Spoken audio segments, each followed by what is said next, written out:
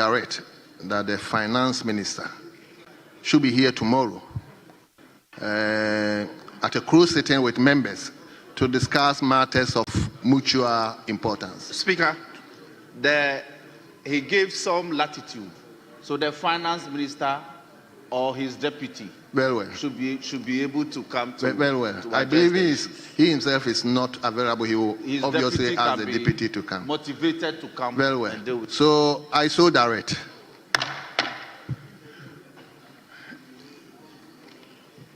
Yes, let me now, the Minister for Local Government.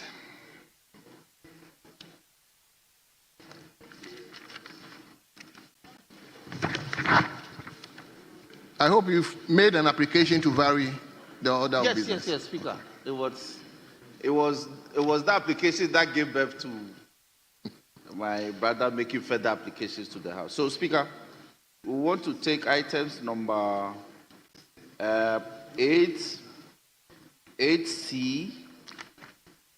8C, D, E, and F, and then G, that's golf.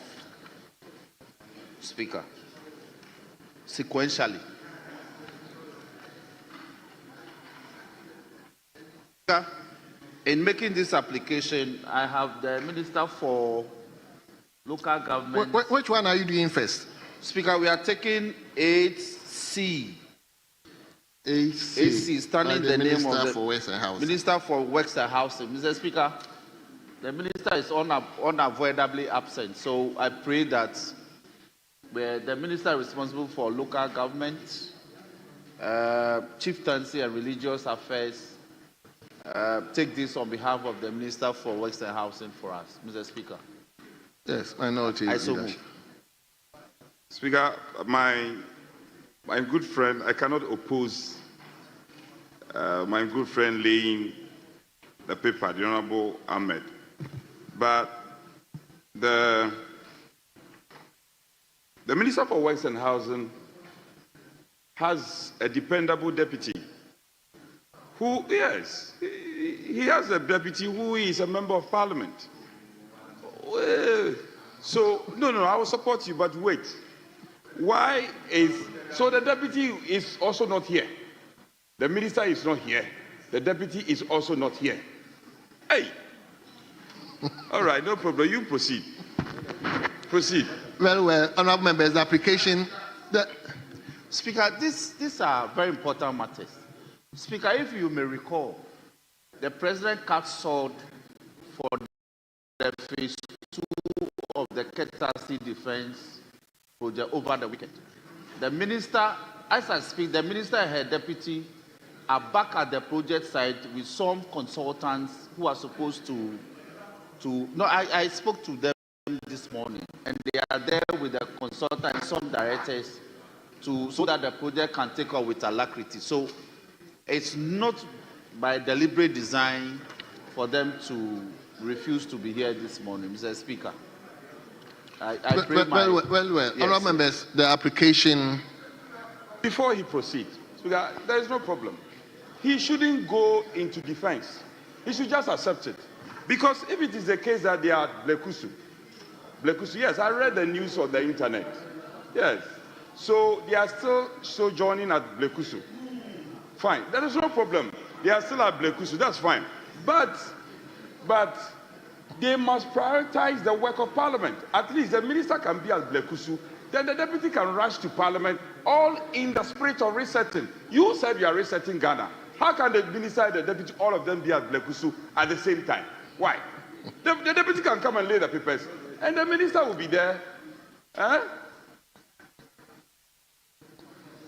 Speaker, I didn't say they remain in Blekusu. They came back. They are back this morning with the consult. Hey, I know you used to be here. Speaker, let's make some progress. Thank you very much. The leave is granted, and is it Minister for Local Government? So very well. Mr. Speaker, your friend, the local government minister, chieftaincy and religious affairs, is available, and a friend to Honorable Minority Chief Whip as well. So that is why nobody here is afraid. The Speaker Mensuru.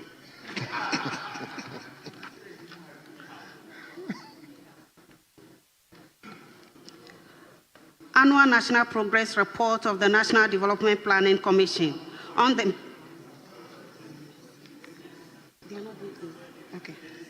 Okay. Annual statement by the Audit Committee of the Architectural and Engineering Service Limited for the year 2024.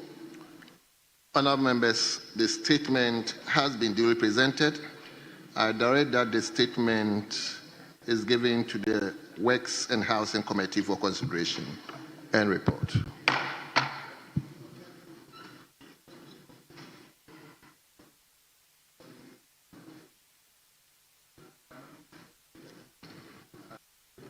Speaker, may we take item number 8D, standing in the name of the Minister of State in charge of Government Communication. Mr. Speaker,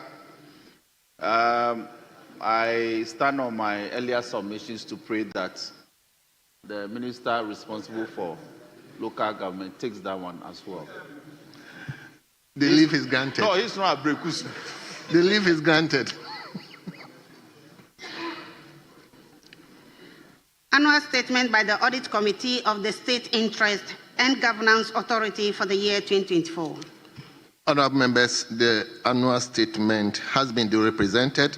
It is referred to the Committee on Public Administration and State Interests for consideration and report.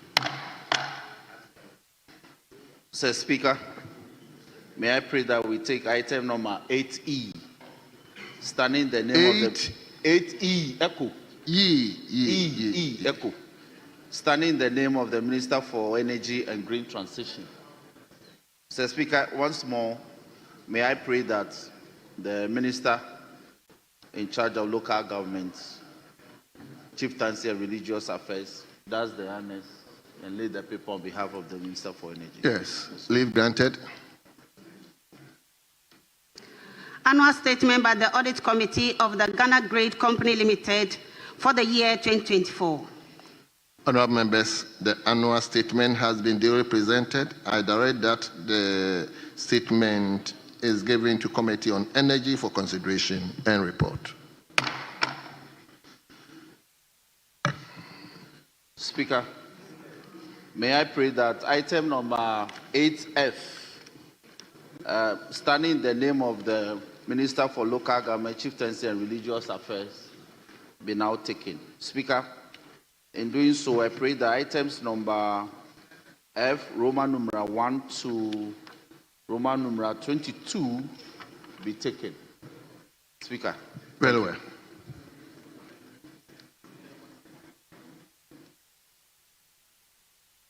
Annual statement by the Audit Committee of the Ga East Municipal Assembly for the year 2024. Annual statement by the Audit Committee of the Ashanti Regional Coordinating Council for the year 2024. Annual statements by the Audit Committee of the Fija-Kwabere South District Assembly for the year 2024. Annual statements by the Audit Committee of the Fija-Kwabere North District Assembly for the year 2024. Annual statements by the Audit Committee of the Seshi Akontombra District Assembly for the year 2024. Annual statement by the Audit Committee of the Ablekuma North Municipal Assembly for the year 2024. Annual statements by the Audit Committee of the Okere District Assembly for the year 2024. Annual statements by the Audit Committee of the Shamar District Assembly for the year 2024. Annual statements by the Audit Committee of the Amansia Central District Assembly for the year 2024. Annual statements by the Audit Committee of the Amansia South District Assembly for the year 2024. Annual statements by the Audit Committee of the Kwadasu Municipal Assembly for the year 2024. Annual statements by the Audit Committee of the Asunafo North Municipal Assembly for the year 2024. Honourable members, the annual statements listed into... Annual statement by the Audit Committee of the Adansi North District Assembly for the year 2024. My own district. Annual statement by the Audit Committee of the Nkranza North District Assembly for the year 2024. Annual statement by the Audit Committee of the Otafu Municipal Assembly for the year 2024. Annual statement by the Audit Committee of the Aguna West Municipal Assembly for the year 2024. Annual Statement by the Audit Committee of the Tano South Municipal Assembly for the year 2024. Annual Statement by the Audit Committee of the Secretary East District Assembly for the year 2024. Annual Statement by the Audit Committee of the Lower Menya Krobo Municipal Assembly for the year 2024. Annual Statement by the Audit Committee of the Brim North District Assembly for the year 2024. Annual Statement by the Audit Committee of the Ayawasu East Municipal Assembly for the year 2024. Annual Statement by the Audit Committee of the Kita Municipal Assembly for the year 2024. Honorable members, the annual statement listed as F in today's order paper, which starts from I to X, X, I, has been duly presented. They are referred to the Committee on Local Government for consideration and report.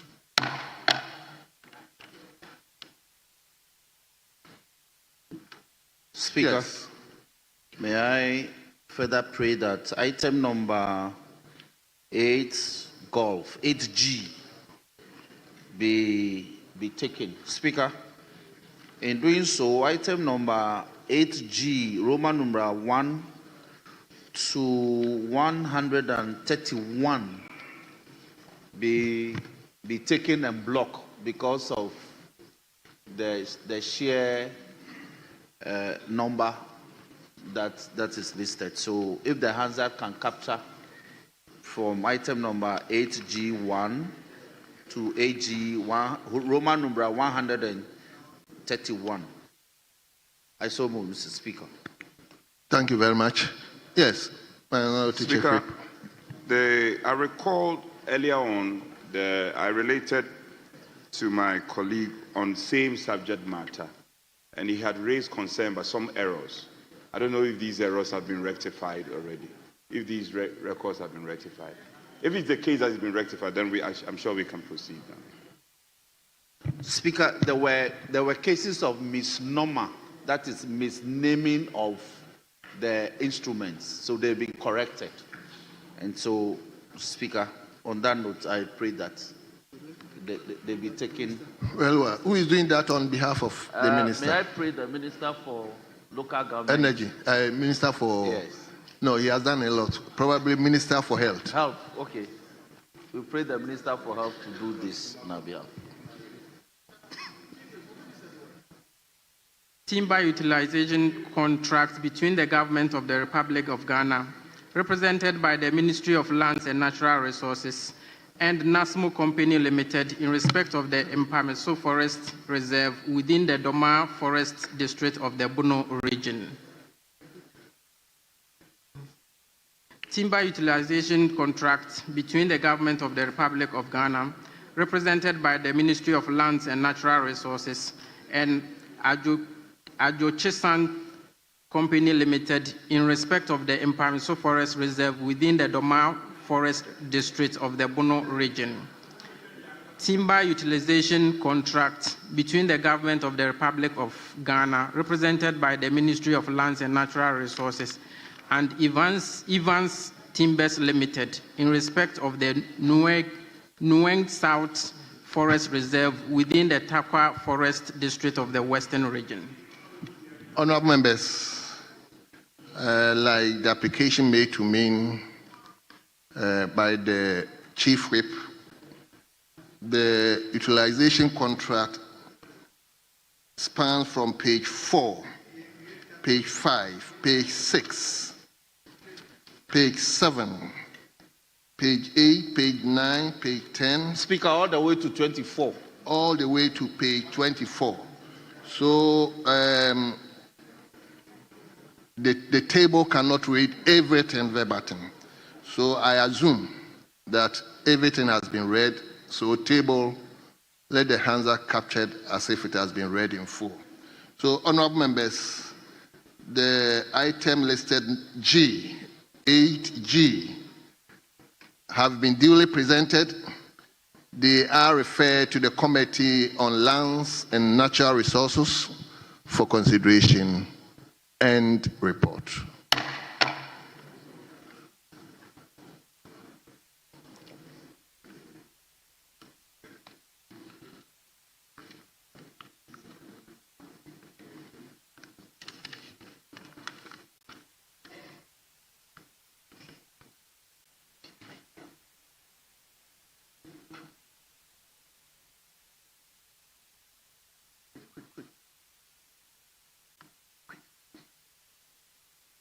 Yes. Leader. Speaker, may I pray that we take item number 9, that's a presentation and first reading of bills, particularly the Ghana Medical Trust Fund Bills 2025. Well. Before we get there, indulge me to acknowledge our children and our guests at the public gallery who are here to visit and witness their representatives. They are Eagle Nest Community School. Eagle Nest Community School.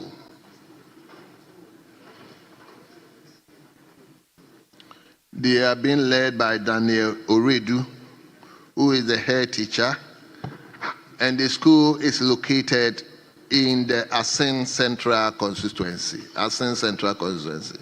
I hope we have the member of parliament here. Asin Central. You don't have.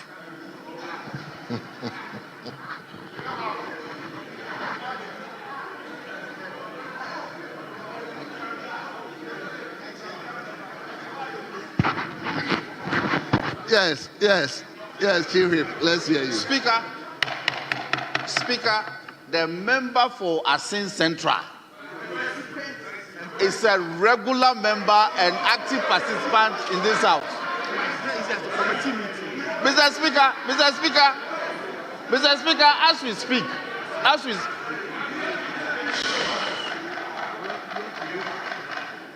as we speak, there are committee meetings.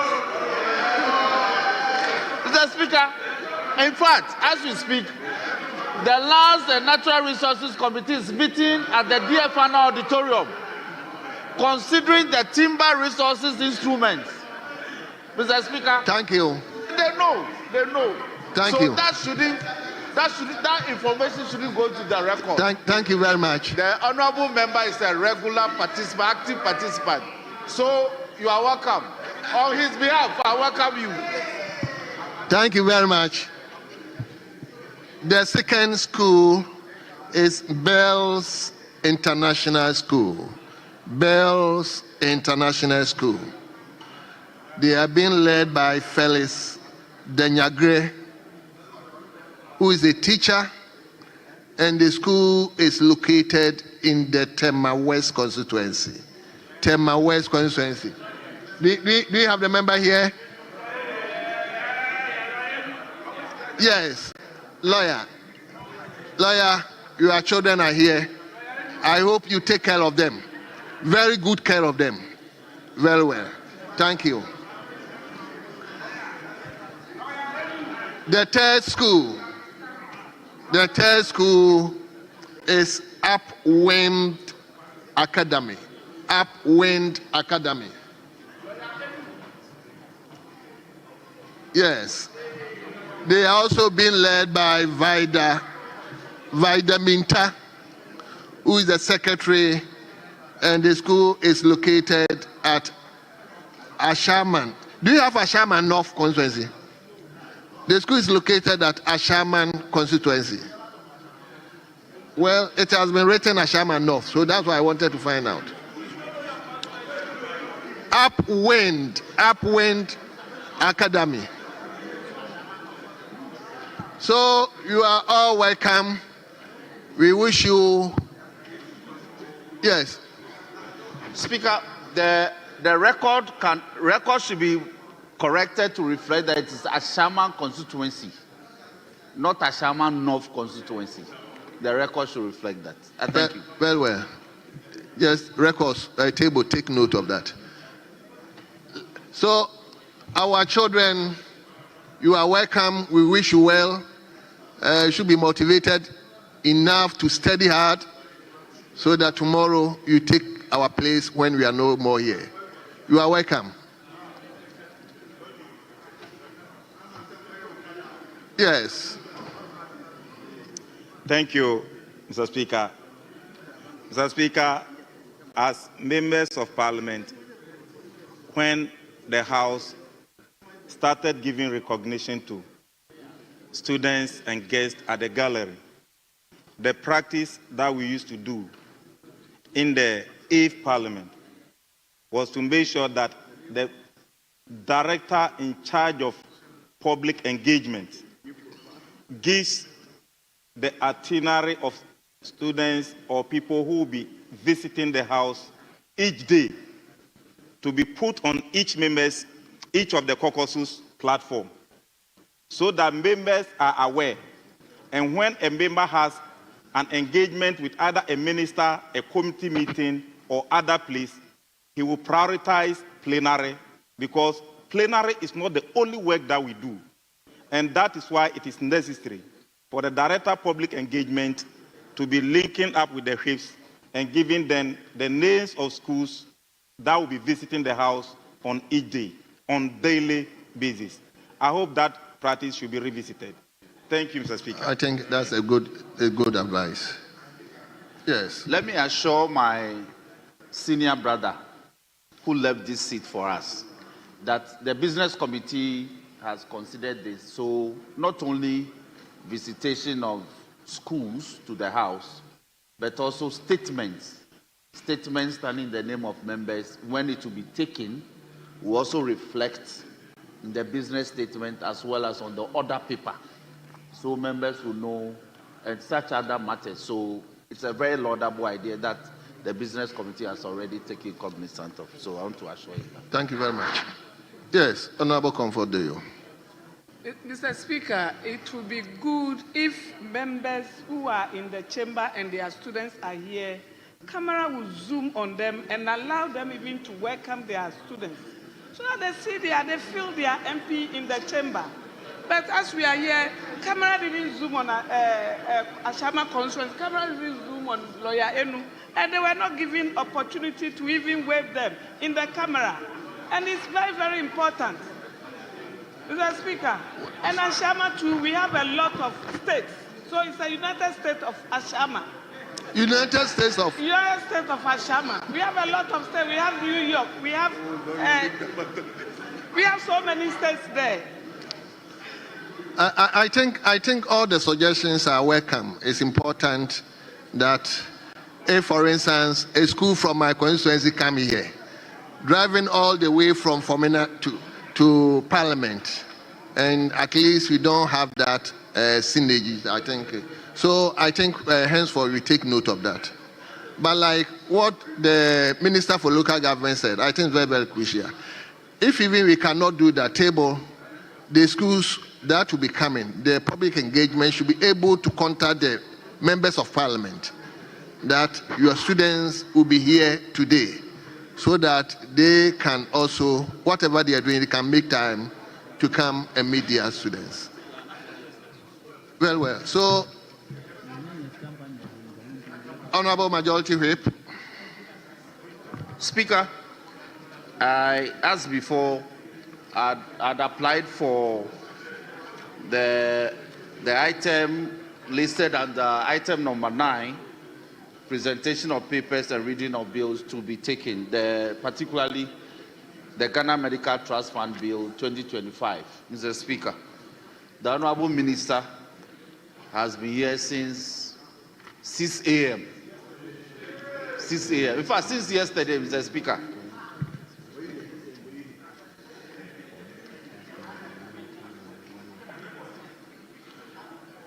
Yes. Speaker, the Health Minister, we will not object. We are not object. But I'm surprised at the latter statement of the whip that the minister was here since yesterday. I don't know. Yesterday, did we sit yesterday?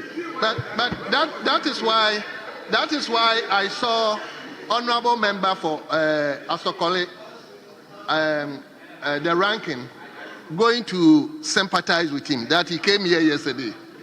Don't allow yourself to be taken away. The whip is misleading you. He's it's misleading you. You should go ahead and do the needful. Speaker, in pursuance of our orders, sufficient copies ought to be prepared. And the man came since yesterday to prepare sufficient copies. These are the copies. So, Mr. Speaker. Mr. Speaker. Mr. Speaker. Chief Whip, where we are going is another thing. I even don't have the copy. Mr. Speaker, we have sufficient copies. So,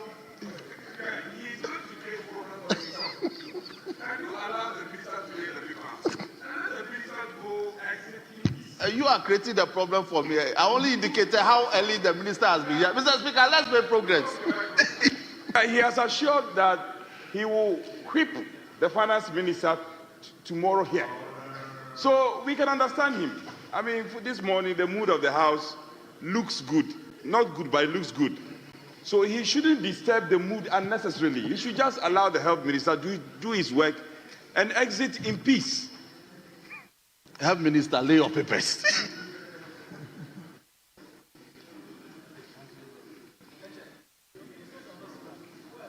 Table.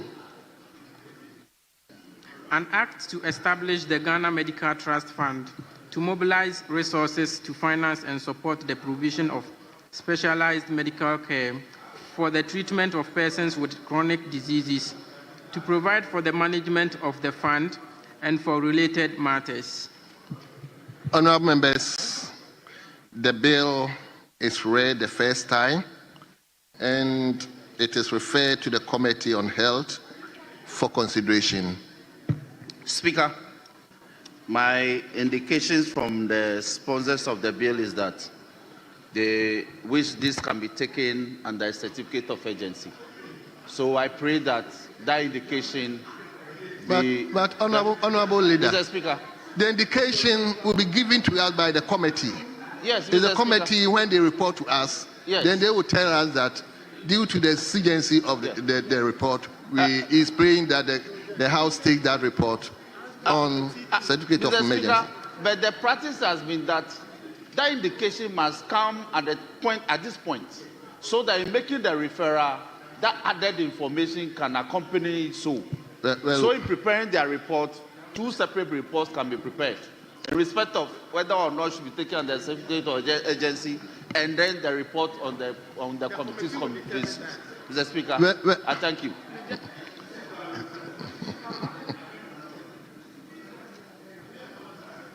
Mr. Speaker, I don't know why the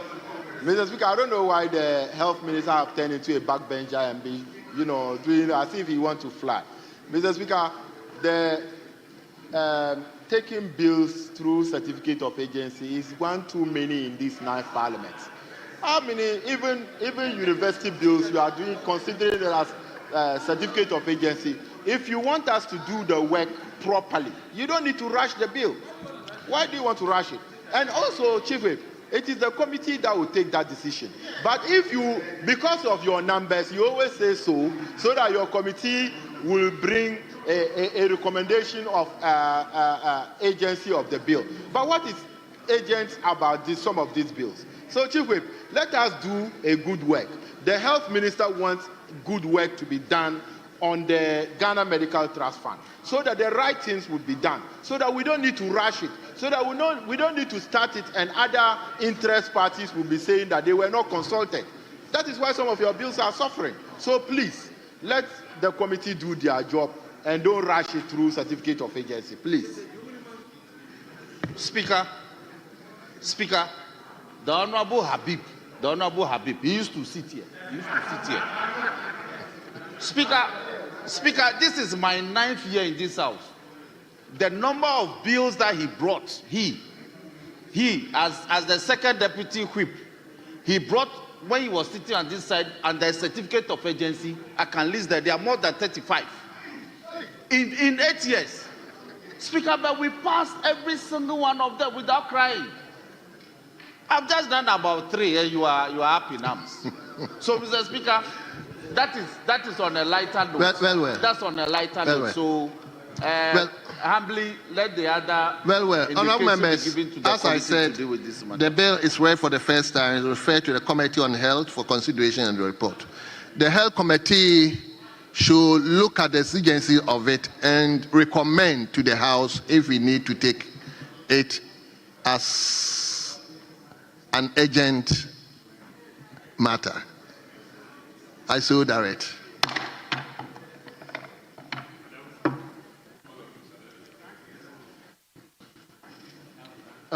So immediately it's referred to you. We are going to work on it. Ranking. Immediately it's referred to you. We are going to work on it.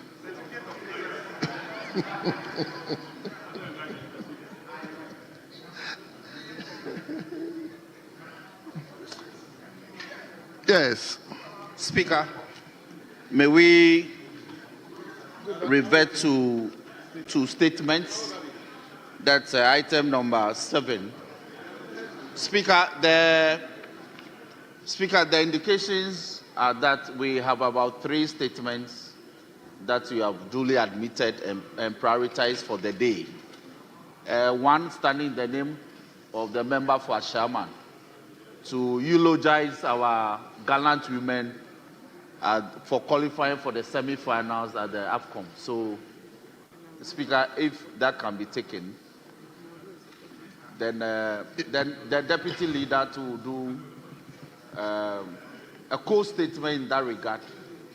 So that statement, we have the ranking, the chairman. The chairman. The ranking also have a similar the ranking also has then a the woman and then who also wants to collaborate. And then a supportive voice from the leader. So we are going to take all of them. Speaker, it's all good. As one statement. It's all good. All standing in the name to eulogize the women. It's all good. Thank you. Honorable Idoye, what do you say? No, it's okay. It's okay. Okay. Speaker, I wish we could confirm. Speaker, let's confirm the number of statements. If it's 3, and then we are sure of I'm not opposed to your statement, that we are sure of the statements to be taken. Because on the console, I see one also advertise the name of Honorable N.S. Yao, Enim. So, I don't... 3 advertised on the console, but this one regards to our ladies is a separate one. So we want to take that one first, then we come to the former one. Yes. So the chairman, the ranking, then we'll talk about it. Yes. Thank you, Right Honorable Speaker. Mr. Speaker, it is with deep respect and national pride that I rise today in my capacity as the chairman for the Youth and Sports Committee of the Parliament of Ghana to extend a heartfelt congratulations to our national women's football team, the illustrious Black Queens of Ghana, for their outstanding and hard-fought victory over a well-determined Algerian women's national team in the ongoing Women's African Cup of Nations far away in Morocco. With this triumph, the team has successfully advanced to the semi-final stage of the competition, where they will take on the host nation, Morocco, on Tuesday, the 22nd July 2025, which will be tomorrow. Mr. Speaker, this achievement is not a sporting milestone. It is a celebration of Ghanaian resilience, unity, and excellence. The Black Queens have consistently demonstrated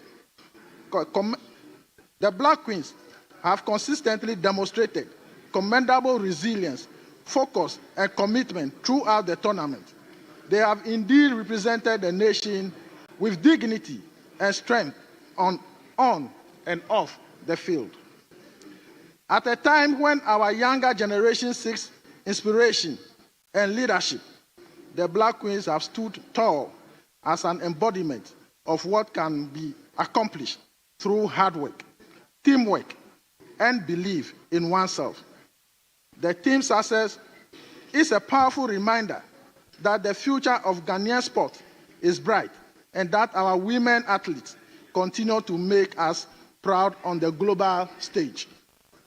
Mr. Speaker, it is worthy to note that the last time the Ghana Black Queens reached the semi-final of the Women's Africa Cup of Nations was in 2016. The victory over Nigeria on Saturday, the 19th July 2025, brings to an end a 9-year gap in semi-final qualification for the Black Queens. Mr. Speaker, let me state that this remarkable achievement aligns with the government's broader resetting agenda across all sectors of the economy, of which sports is no exception. Mr. Speaker, on behalf of the Youth and Sports Committee of Parliament, and indeed this entire August House, I salute the players, the technical team, the Ghana Football Association, the Minister for Sports, and all those who have contributed to this journey. May I place on record today in this chamber and across the length and breadth of our beloved country that the Parliament of Ghana stands firmly behind the Black Queens as they continue their quest for glory. May their courage, tenacity, and boldness inspire the next generation, and may their triumph be a call to action for further investment in women's sport. I take this opportunity to call on Ghanaians, both home and abroad, to rally behind the Black Queens as they prepare for their crucial semi-final match against Morocco on Tuesday, which is tomorrow. Let us stand united in our support and encouragement for the team. Let me say Aiko to the Black Queens. Well done, Black Queens. Continue to carry the flag of Ghana with pride. We believe in you, and we are with you for now until the final match. Thank you very much, Mr. Speaker. Thank you very much. Honorable Member for Tafo, Old Tafo, Ranking Member, can you also collaborate with? Thank you very much, Mr. Speaker, for the opportunity. And I rise in my capacity as the Ranking Member for Youth and Sports Committee to join in applauding the heroic performance of our Black Queens, who have once again lifted the flag of Ghana high by securing a place in the semi-finals of the 2025 Women's African Cup of Nations. Mr. Speaker, beyond the celebration of this victory lies a story of resilience, long-term investment, and sustained commitment, particularly in the often underappreciated area of women's football. While recent support must be acknowledged, this achievement is undeniably built on the foundation laid by the previous New Patriotic Party's government, which took deliberate steps to reposition women's sport as a national priority. It was under the leadership of the NPP that we witnessed the revamping of the Women's Premier League through structured funding and logistical backing. It was again under the leadership of the New Patriotic Party that we witnessed the construction of the many astroturfs and sports infrastructure across the country, providing modern and accessible training facilities.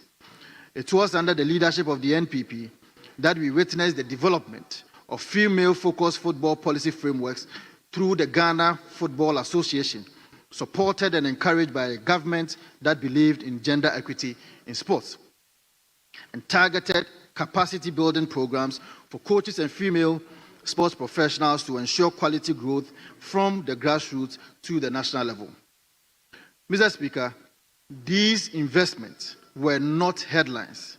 They were real, strategic, and visionary. Today, the fruits of that legacy are being harvested, and not by any single administration, but by the nation as a whole. Let this moment remind us that national sporting success is not achieved through rhetoric or occasion-based praise.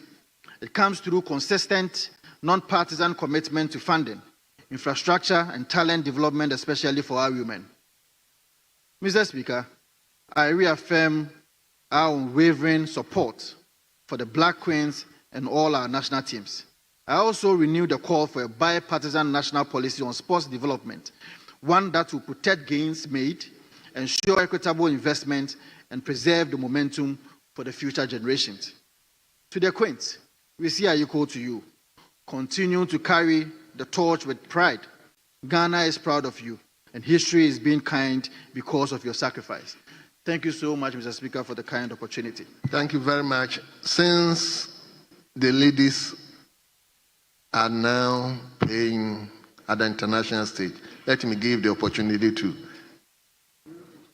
Honorable Comfordoyo to also either contribute or read a statement to Honorable. Mr. Speaker, I'm reading a statement. Yes. Thank you, Mr. Speaker, for this opportunity.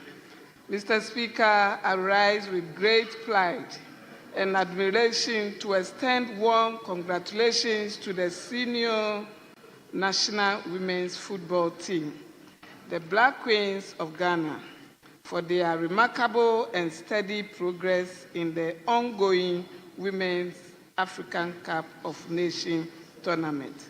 Mr. Speaker, their recent triumph over Algeria in the quarterfinals, a hard-fought battle that ended in a 4-2 victory on penalties, in an evidence of their discipline, resilience, and fighting spirit. This victory does not only bring glory to Ghana, but it also ignites hope in every young girl who dreams of rising through sports to represent our beloved country. As the Black Queens prepare to face host Morocco in semi-finals tomorrow, we urge them to carry the hope and prayers of the entire nation with pride and confidence. Though some of us may be far from them physically, I want to assure the team that we are with them in spirit, support them with our prayers, our might, and our strength. Mr. Speaker, let us all rally behind our gallant queens as they continue to lift high the flag of Ghana. We are proud of them, and we wish them success in the upcoming crash. Mr. Speaker, I wish the Black Queens well, and this is woman power. It is not political power, but woman power, and the women are performing, so nobody should politicize them. All we need is victory. They are doing well. So, Ose Black Queens. Ose Black Queens. Yeah, we are with them. Our prayers are with them. So they should take politics out of it and allow them focus and bring us the cup. Thank you, Mr. Speaker. Thank you very much. Yes, let me first identify a member for BIM. Republic of Sa. Sir, what's the constituency's name? Guan. Guan, yes. Mr. Speaker, thank you very much for the opportunity to... Thank you very much, Mr. Speaker, for the opportunity to contribute to the statements ably made by my big brother, MP for Ashiama. Mr. Speaker, I think that it is fair that all of us will elogize and congratulate the Black Queens for the performance they've put up so far in the Africa Cup of Nations tournament going on in Morocco. Mr. Speaker, I have taken time off to watch all the 3 matches that the Queens played. And I must say their qualification is not a fluke.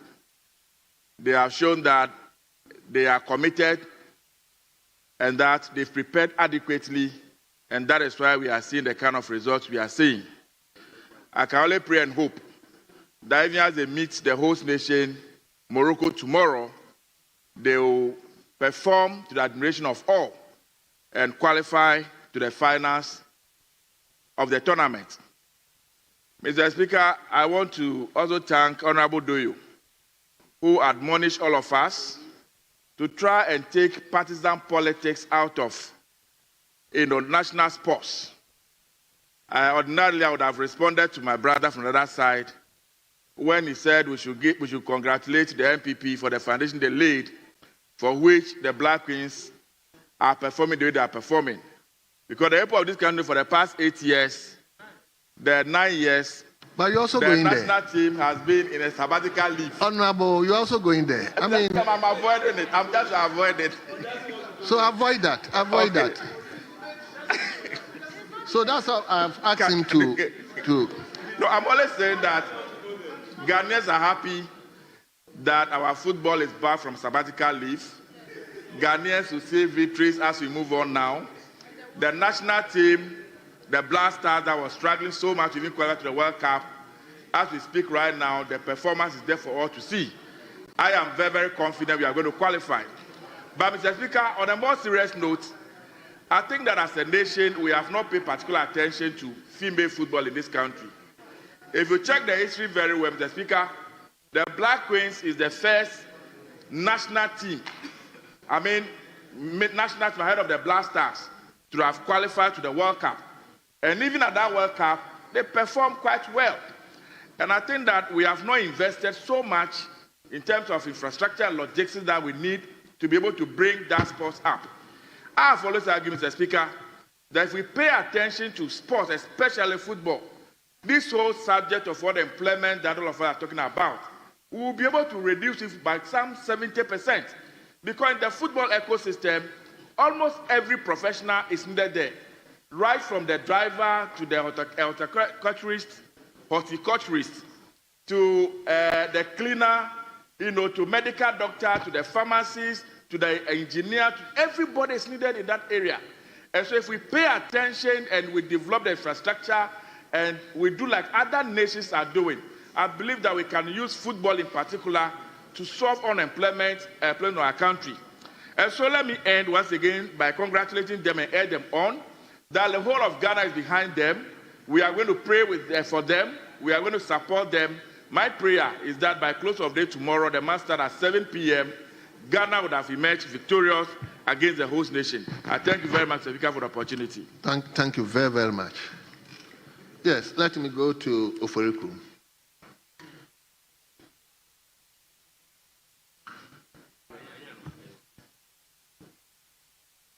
Thank you very much, Mr. Speaker, for the opportunity to comment on the statement.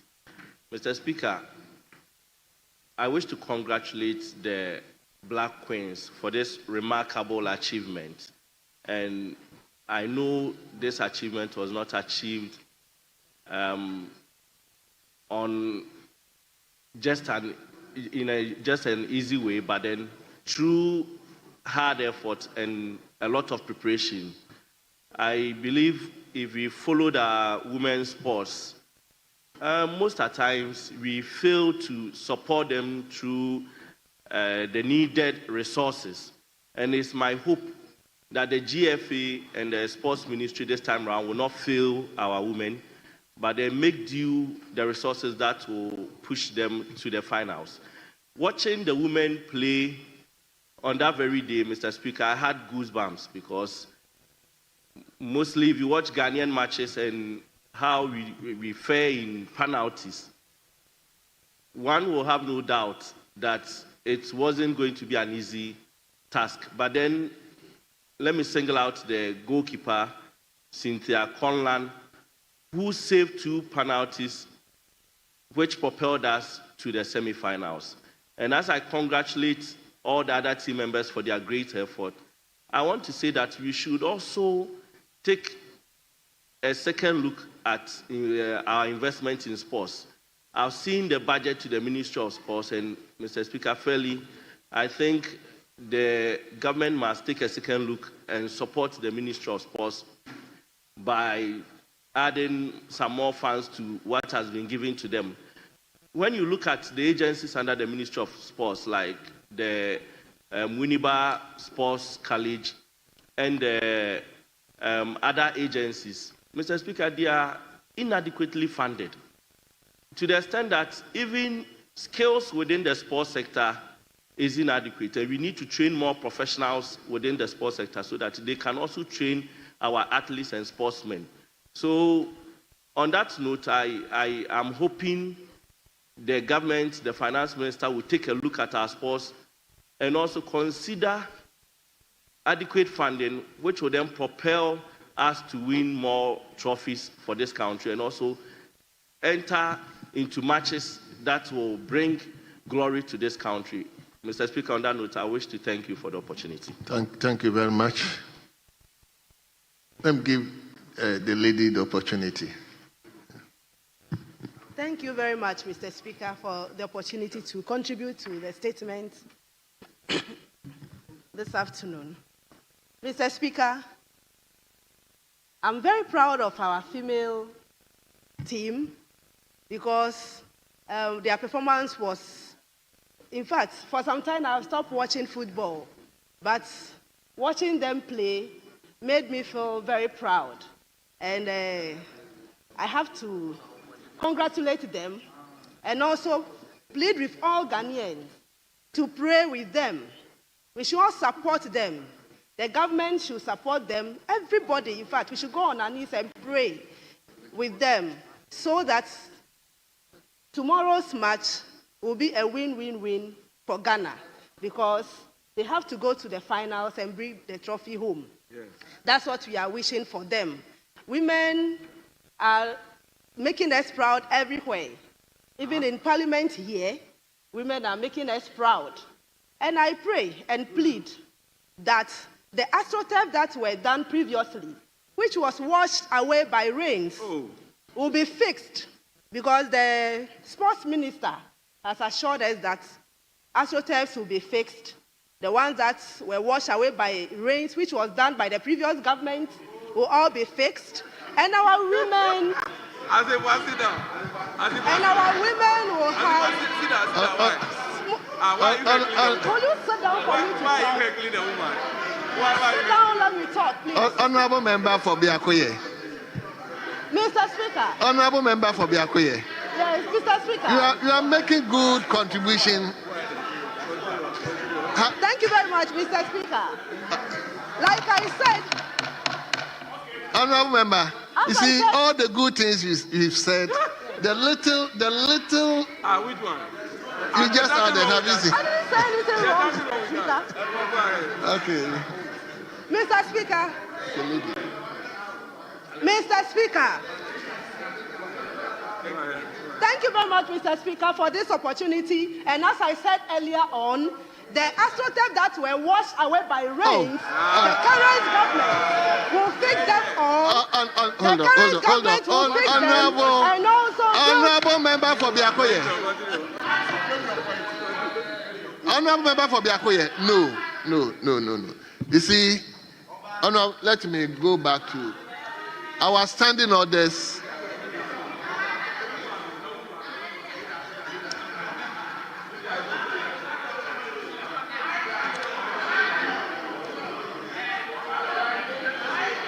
Honorable members, we all know our standing orders is clear about some of these things. I mean, we don't have to mingle with comment on statement with politics. Immediately you bring politics in, it means you've diluted the entire thing. So, honorable members, Mr. Speaker, I'm guided. You are first timer. Two, you are a lady. That's why I'm not even giving the opportunity to the leaders to just say, leader. I think let's allow it. Let's allow it. I was not even going to, Speaker, with respect. Speaker, she's my friend. She's your friend. She's my very good friend. But, well, I will even depart from her speech being offensive of 93.5. I'll depart from that. I was only drawing 93.5. I was only drawing her attention to the fact that when the speaker is speaking, she has to sit. She was standing and the microphone was on. So I was trying to draw her attention to that. And Speaker, you rightly corrected her that she was offensive of order 93.5. And she should just be guided. I was enjoying you until we started. If you want to go into specific and fact, we will not leave here.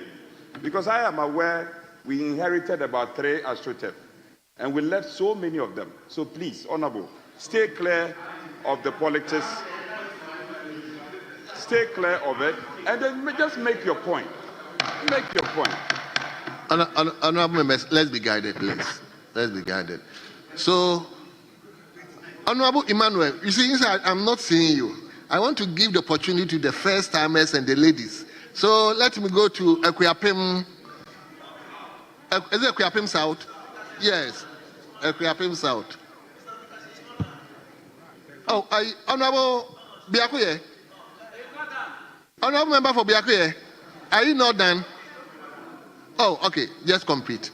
Yeah. Thank you very much, Mr. Speaker. I'm guided. And all I want to tell Ghanaians is that they should all pray and support our female players, and also know that the ministry will build more astroturf that they will use for their trainings going forward for sports. So thank you very much for the opportunity given me. Yes, let me go to Ekuyapim South. Mr. Speaker, thank you for the opportunity to comment on the statement delivered by the chairman of the Sports Committee, who also doubles as the Member of Parliament for Ashaiman, and also the ranking for the committee.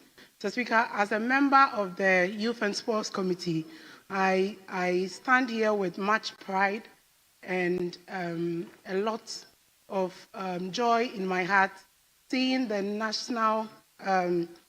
the Black Queens propelled to the semi-final stage of the tournament.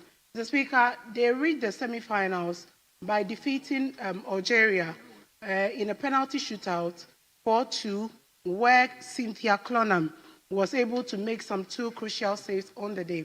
Mr. Speaker, aside this feat that they have achieved, it is also worthy of noting that indeed the Black Queens have 20 members of them making their debut appearance on the African stage, and they are already making significant strides on the stage.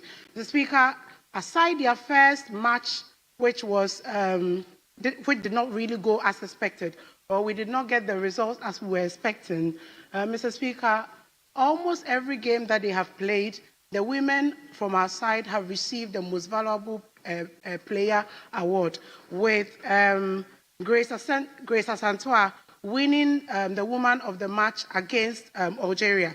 Also, Chantel Boy Hawker won the woman of the match against Tanzania, with Jennifer Kujo winning woman of the match against Mali.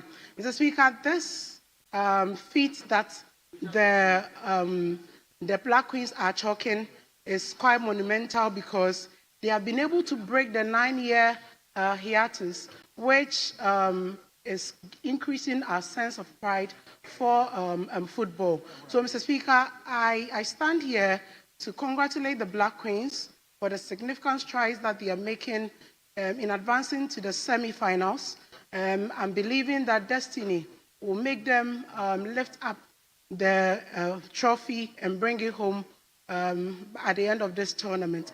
Mr. Speaker, I also want to commend the goalkeeper, Kim Las Boschgran, for his significant effort that he's doing to push the Black Queens to the semi-finals. Also, I would like to congratulate the Minister for Sports and Recreation, Honorable Kofi Adams, who happened to be in my constituency over the weekend.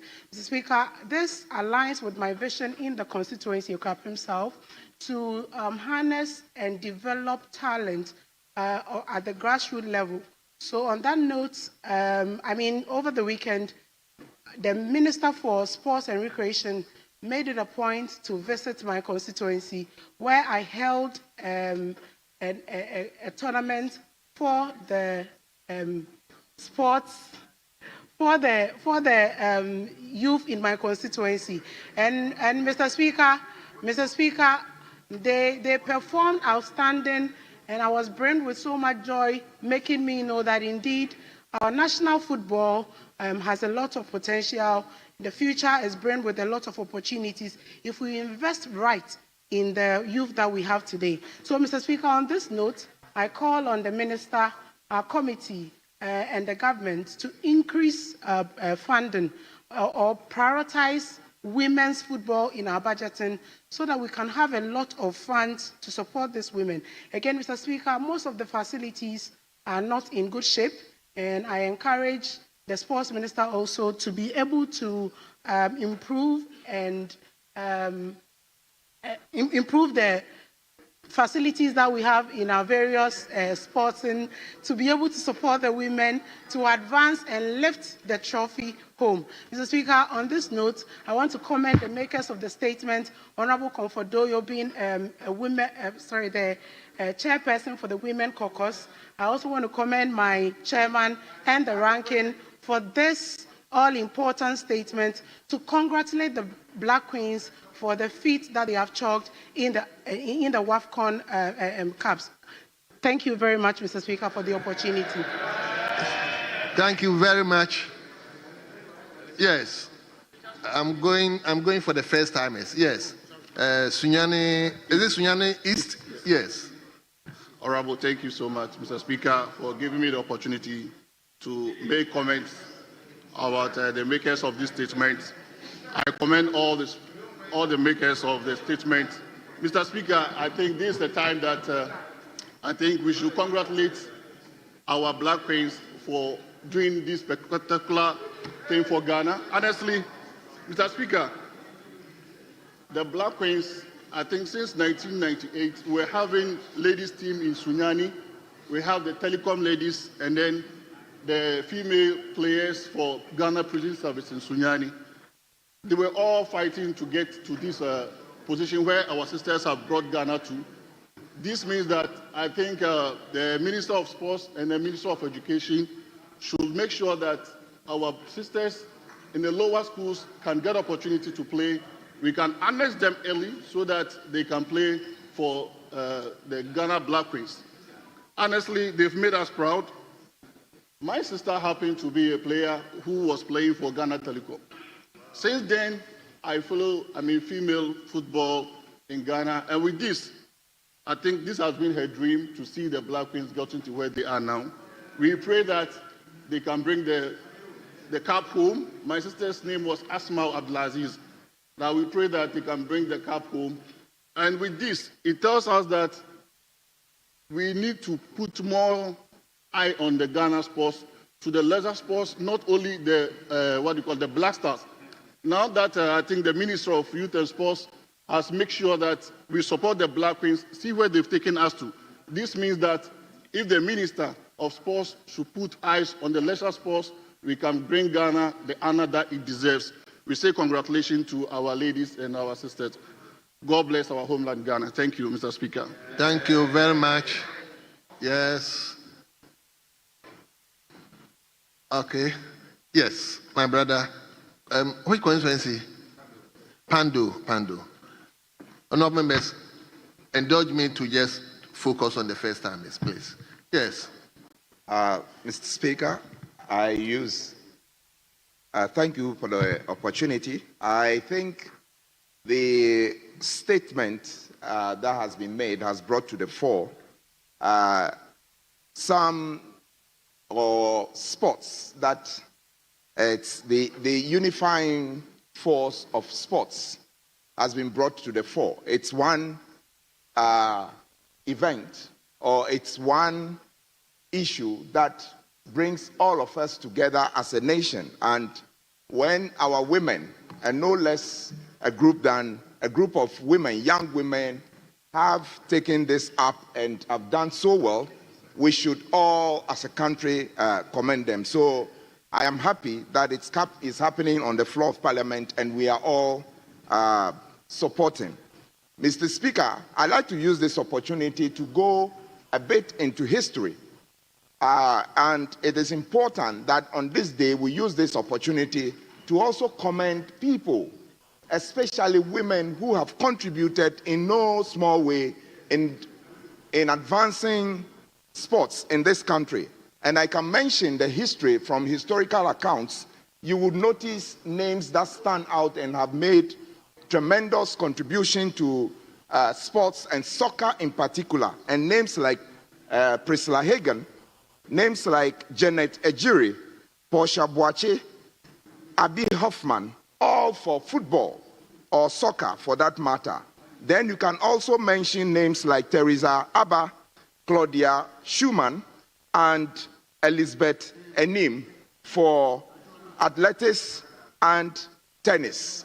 These Adjoa, the list is long. I just want, for the sake of brevity, I just have these 8 names that I think that have made tremendous contribution to Ghana's sports by way of soccer and athletics. And on this day, on this important day, we must actually honor these people, and they must go into the records of Parliament that the nation is proud of them. Thank you very much for the opportunity. Thank you. Thanks and commendation to our sports minister for doing a yeoman's job. Thank you. Thank you very much. So the last, okay, 1, 2, but be brief. Yes, then you take the last one. Thank you, Mr. Speaker. Which constituency? Lower West Achem. Lower West Achem, yes. Samankese, yes. Yes.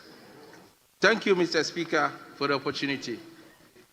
Mr. Speaker, with all the investments, in 2016, the Black Queens were in the 3rd place.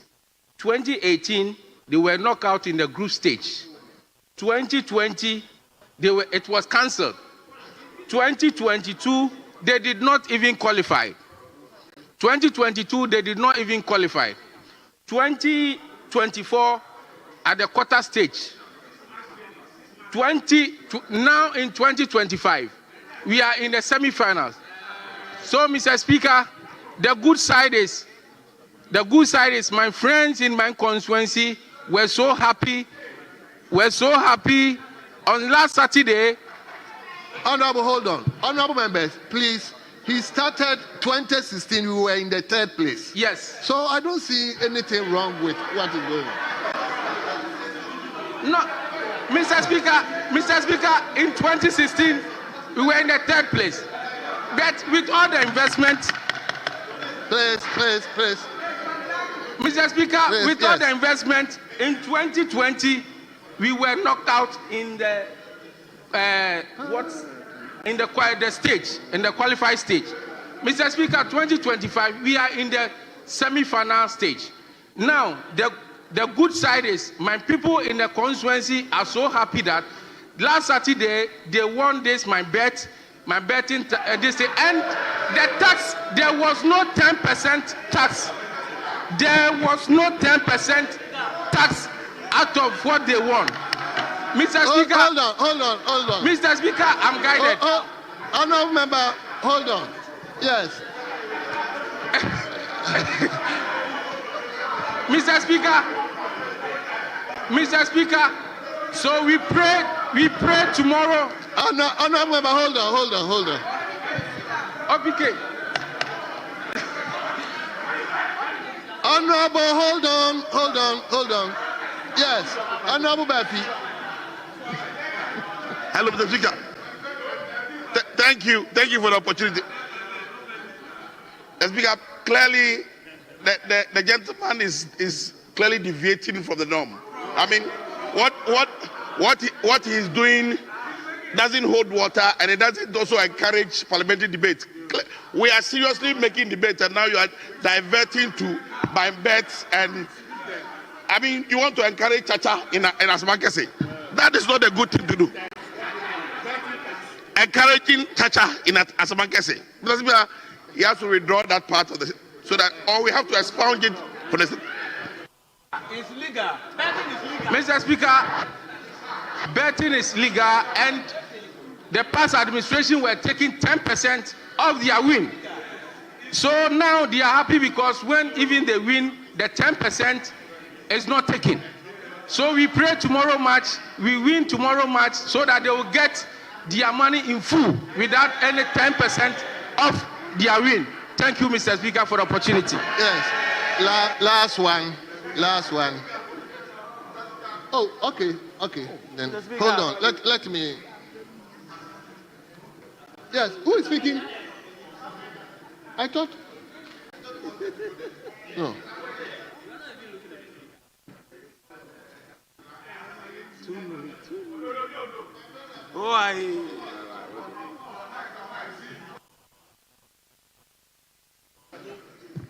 Thank you, Mr. Speaker. Mr. Speaker, hitherto I would have allowed the commentary on the sports go because largely, Mr. Speaker, sports naturally is supposed to bring people together. It's supposed to bring a nation together. It is only sports that do not know religion, do not know colorization, or do not know any party.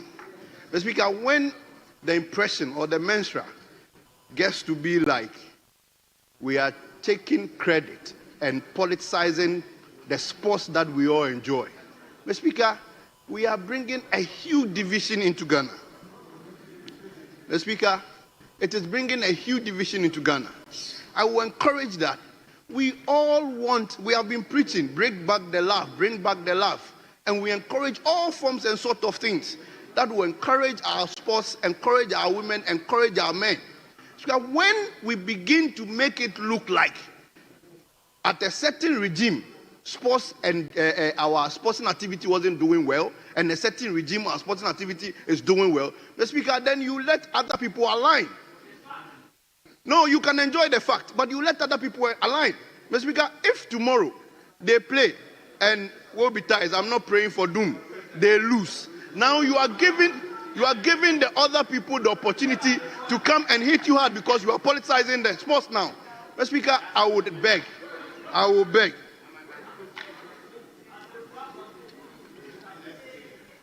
beg and crave on the indulgence of this House that let the spirit of promoting sports and oneliness and one country rather lead the sporting activity, the committee, and everything that we do, rather than seeking to, by 6 months alone, take credit for something you did not even build. This team was called into camp. We were not even in government. When they started selecting and scouting the players, you were not even in government. So when you come to government 6 months and you want to take credit, it becomes partisan and people want to align. And the women or the ladies out there will not want this kind of thing or support for them. Let us all come together and make Ghana sports better. Thank you very, very much. Last person. Thank you very much, Mr. Speaker. As a member of the Youth and Sports Committee, I would like to add my voice to the various statements and contributions that has already been preferred. In the first place, the coach who is currently handling the women's team just took over from Nora Haptel. And for that matter, I would first of all commend Nora for building such a strong foundation for Kim to also continue with what he came to meet. In fact, when he was taking over the team, he made a profound statement that we are not favorites, but we can surprise everyone. And the stage we have gotten to is indeed a surprise to Ghanaians and other contenders, because we were not expecting to be at this stage. Thankfully, we have been able to reach the semi-finals. We are told that there is a strong bond off the pitch, and we are encouraging the team to continue in unity. This buttresses the point that what men can do, women can do, and even do it better. And so, as they go into tomorrow's match, it is our prayer, and as a country, that they will lift the flag of Ghana high and come home with the trophy. Thank you, Mr. Speaker, for giving me the opportunity to comment on the statement. Thank you very much. Honorable members, leadership, I think, please, we've had enough. We have other statements. So let me thank all of you for the contribution. We are going to have 3 more statements. But before then, let me acknowledge our children, our brothers and sisters from Tain KNUST. Tain KNUST. They are also at the public gallery. Yes, and they are being led by Derek Cosby Owusu. Derek Cosby Owusu, who is the president But how come KNUST is located at Aswasi?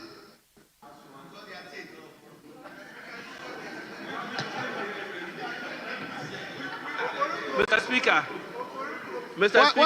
Why are you located at Aswasi instead of Oforikrum?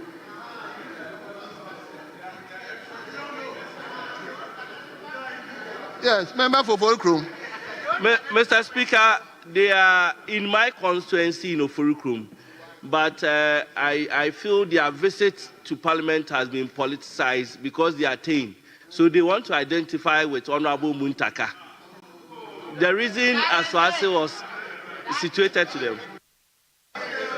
Honorable member, I don't side with you. Normally, from the structure and the way we present our guests, where they come from, that is where we. And as a product of KNUST, I know KNUST is located at Oforikrum. So, honorable members, that notwithstanding, I will urge Oforikrum Member of Parliament to take care of them.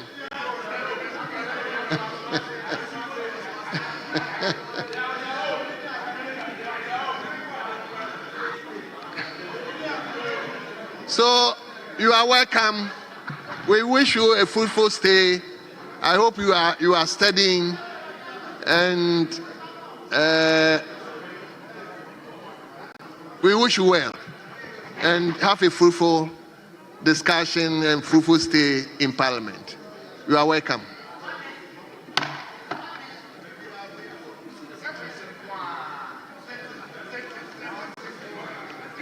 Yes.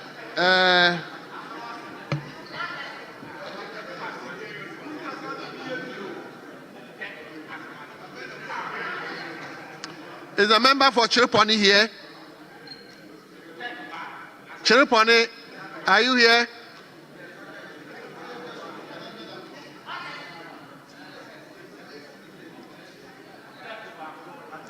MP for Babiani. Babiani, are you here? Okay, at least for today, you've gotten the opportunity. Read your statement today.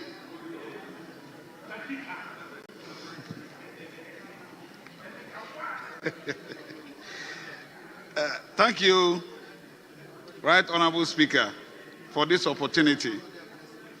And I stand on Order 93.3 and Order 67FF to make a statement on the historic Premier League victory of the BNE Gold Stars Football Club and the urgent need for a modern sports stadium in Babiani. Mr. Speaker, I rise in pride and honor to inform this august House of a monumental achievement from the Western North region, specifically from my beloved constituency, Babiani Anyanso Bekwai. Mr. Speaker, for the first time in the history of our region, a football club from Western North has not only broken into the Ghana Premier League, but has gone on to win the entire championship. I speak of none other than the BNE Gold Stars Football Club, champions of the 2024-2025 Ghana Premier League. Mr. Speaker, this is no ordinary success. It is a legacy-defining moment, a triumph of vision, hard work, and unity. The BNE Gold Stars have demonstrated to Ghana and the world that even from the youngest of Ghana's region can emerge giants worthy of national and continental admiration.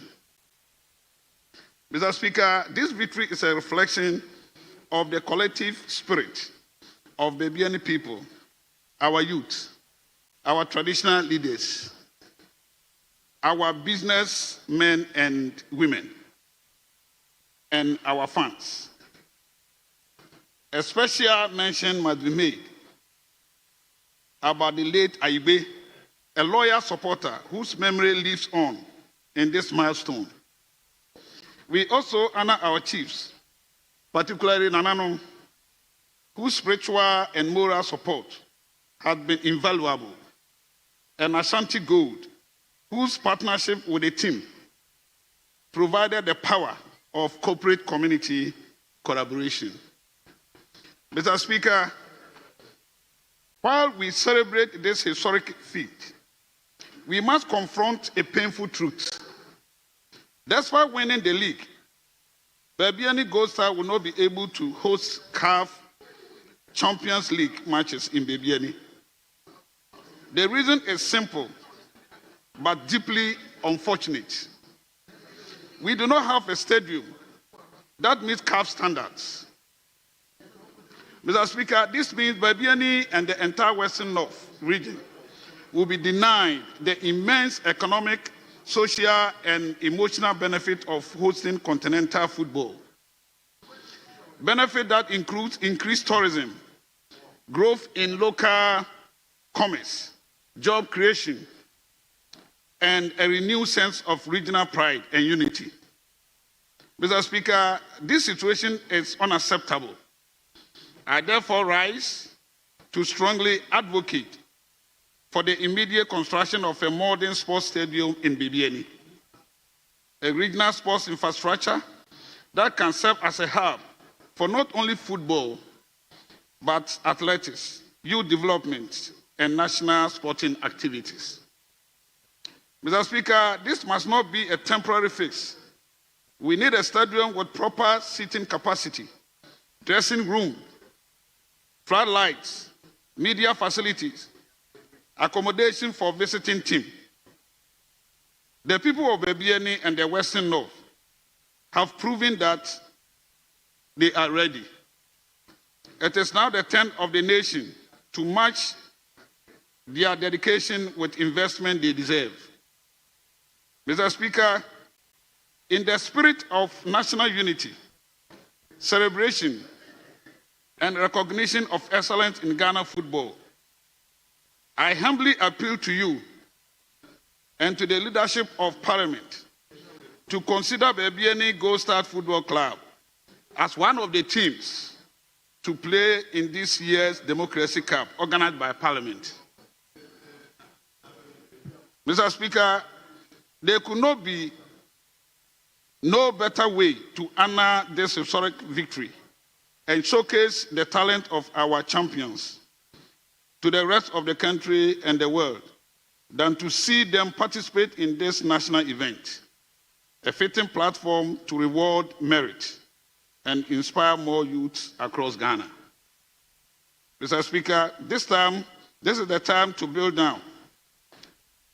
Let this be the legacy we leave behind, not just a trophy, but the tools for sustaining success for decades to come.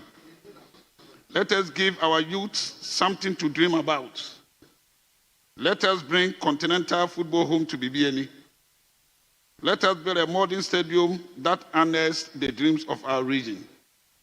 Long live Bibiani Gold Stars. Long live Bibiani Anyanso Bekwai. Long live Ghana football. And may God bless our homeland Ghana. Thank you, Mr. Speaker, for the opportunity. Thank you.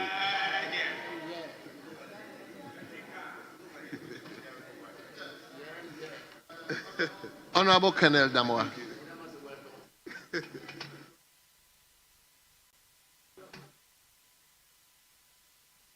Thank you, Right Honorable Speaker. I'm happy to associate myself with the statement made by my Akonta, the MP for Ariansu Bibiani Bekwai. Bibiani Ariansu Bekwai. Indeed, Bibiani Gold Stars have done what Adriana Stars did in yesteryears by also joining the Premier League and then winning the championship. As he made a passionate appeal for sports stadium to be built for our league champions so that they can really play their matches at home and have maximum support around their base. I'm sure it will be in the interest of the whole nation and the government to try and build sports stadia in all the remaining regions where we don't have one, and also at places where we have league teams. Sports, we all know, is one way of uniting our people.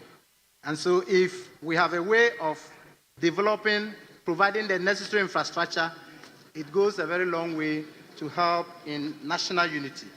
Once again, I want to commend the Bibiani Gold Stars for this laudable achievement. It was our prayer that they will go for the Continental Trophy to make Western North and Mother Ghana proud. Thank you for the opportunity, and we pray for the best for Bibiani Gold Stars. Thank you very much. Let's go to Bekum.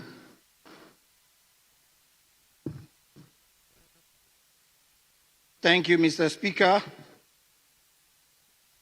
I rise to commend the maker of the statement and also commend Bibiani Gold Stars FC for their historic Premier League win for their 27-year existence.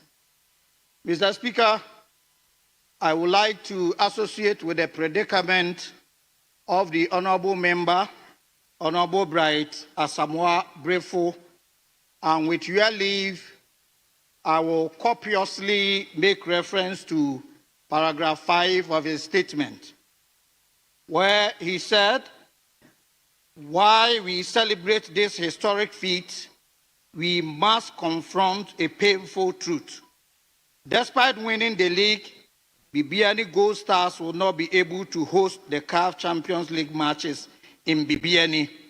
The reason is simple, yet deeply unfortunate. We do not have a stadium that meets CAF standards." Mr. Speaker, in 2006, my home team, Brekum Arsenal, qualified for Confederation Cup and participated in that competition. Because Golden City did not meet CAF standards, the team was moved to Sunyani Coronation Park, and this affected the performance of the team.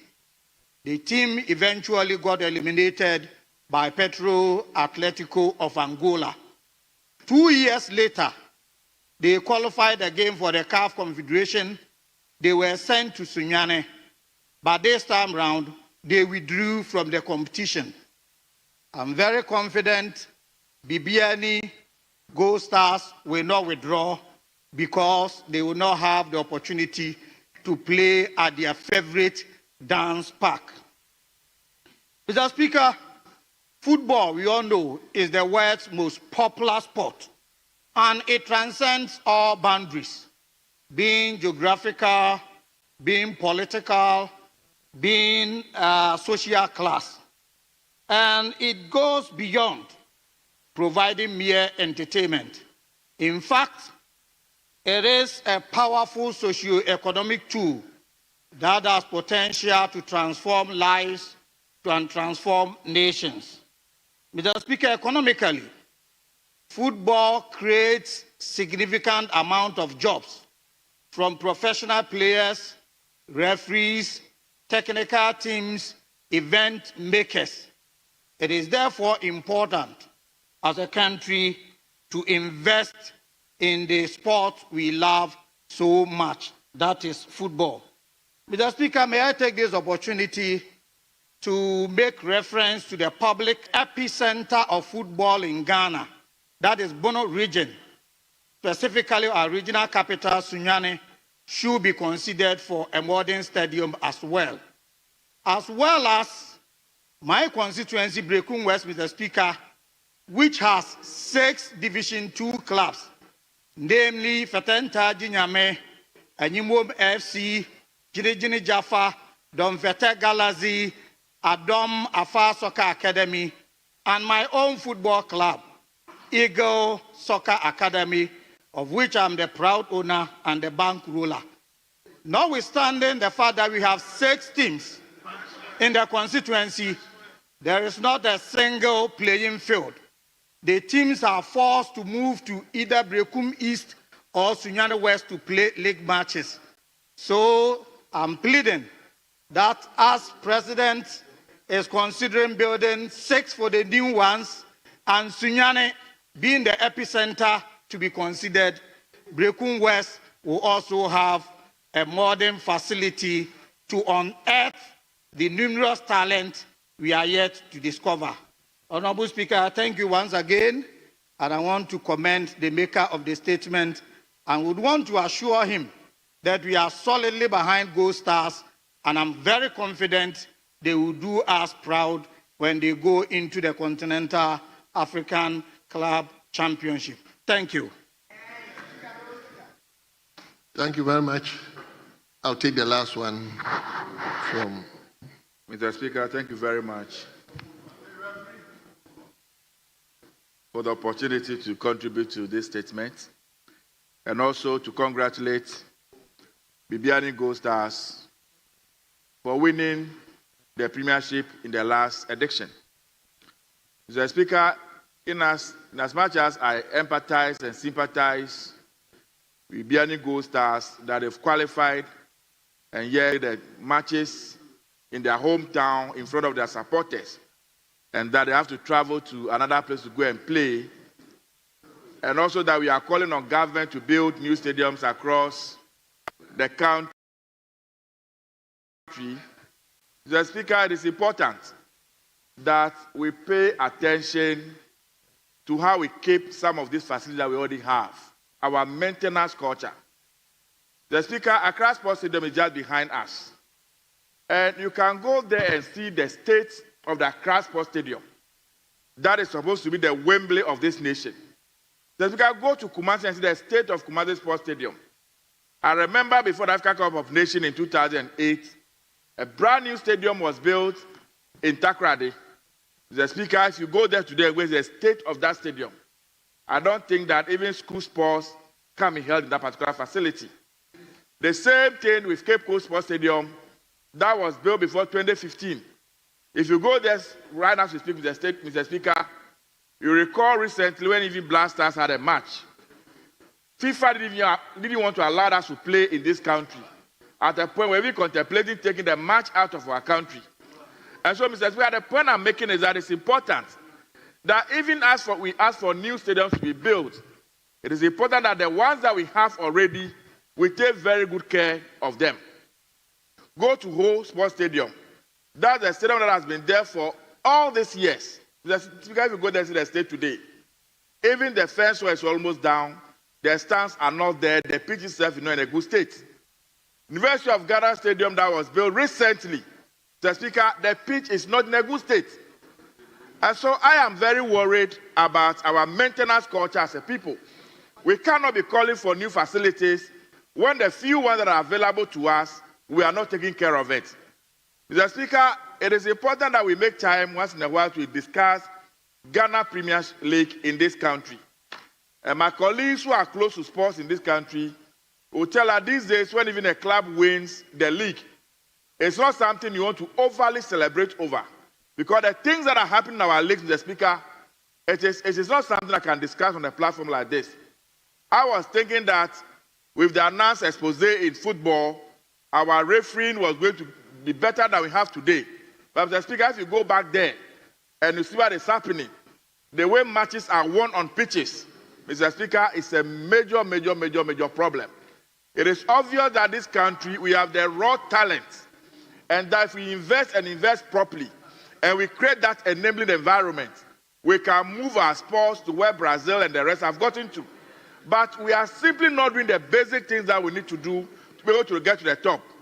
So as I celebrate and congratulate Bibiani Gold Stars for winning, I'm also suggesting that let's go back and look at the lesser-known sports or the teams that are at the lower level of the sports.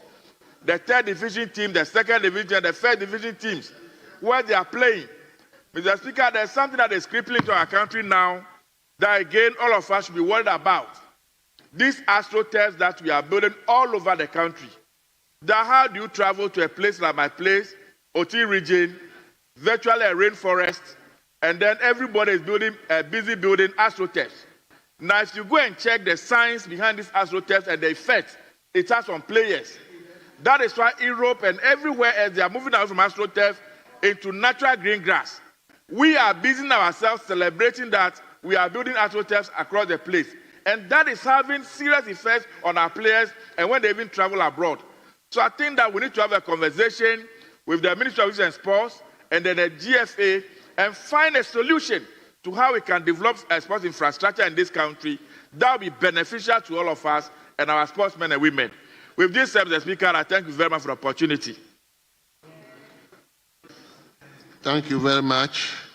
Let me now invite Honorable Kwabena Boateng to also take his statement. Honorable, your statement has been with us for a while. Yes. So this is opportune time. The floor is yours now. Grateful, Mr. Speaker. Speaker, I rise today with deep concern and a firm sense of duty to give voice to the daily struggles of the good people of Ejuso, who continue to endure the devastating impact of poor road infrastructure in key parts of our constituency. Mr. Speaker, the Ejuso Onwe Kwaso Road, the Kokobra Echem Achiase Akoko Among Road, the Ejuso Asamang Road, and Mr. Speaker, the Siase Jamase Road. Mr. Speaker, these are not just roads, they are lifelines that connect our people to markets, schools, hospitals, and workplaces. Mr. Speaker, today these lifelines are hanging by a thread. Mr. Speaker, as far back as a year ago, work commenced on both the Ejuso Onwe Road and the Kokobra Achiase Road. Bridges were constructed, gutters were built, and the people's hopes were rekindled. But, Mr. Speaker, those hopes are dimming once again. The machines are gone, and the contractor has left the road. What was started has now stalled, and the people are growing weary. Mr. Speaker, what unfortunately has been left for the good people of Ejuso is to endure a thick smoke of ducks, deep potholes, and huge gullies created by erosion. Mr. Speaker, I do not rise to lay blame. I rise to call this House to conscience, to remind ourselves that government is a continuum, and the same exists for the benefit of all, including the people of Onwe, Esienimpong, Kwaso, Kokobra, Echem, Akoko Among, Achiase, Asamai, Mr. Speaker, also Besiasi Jamase, among others. Mr. Speaker, the people of Ejuso constituency respectfully are not asking for luxury. They are only asking for roads that will not swallow the vehicles, paths that do not flood, and communities that are not left behind. Mr. Speaker, the situation has worsened with the onset of the rainy season. These roads have become traps, endangering pregnant women, school children, traders, and farmers. Vehicles get stuck, transport grinds to a halt, produce spoil, and the local economy bleeds quietly. Mr. Speaker, I witnessed at first hand the frustration of my constituents during a public demonstration on Monday, the 7th day of July 2025, led by the Concerned Drivers Union of Ejoso. Mr. Speaker, they presented to me and the Honorable MC with a petition outlining the unbearable toll that the deplorable roads have on their operations and livelihoods. Mr. Speaker, they spoke bitterly of the soaring cost of spare parts caused by the daily wear and tear from navigating craters other than roads. Mr. Speaker, they lamented their inability to drive at safe and legal speed, leaving them vulnerable to armed robbery and accidents, especially at night. Mr. Speaker, some are abandoning the routes altogether, further isolating the very communities we are meant to serve. Mr. Speaker, these are not exaggerations. These are realities of drivers and passengers within the Ejoso Onwe enclave and the Kokobra Echem Achiase enclave, who wakes up each day expecting their government to benefit them.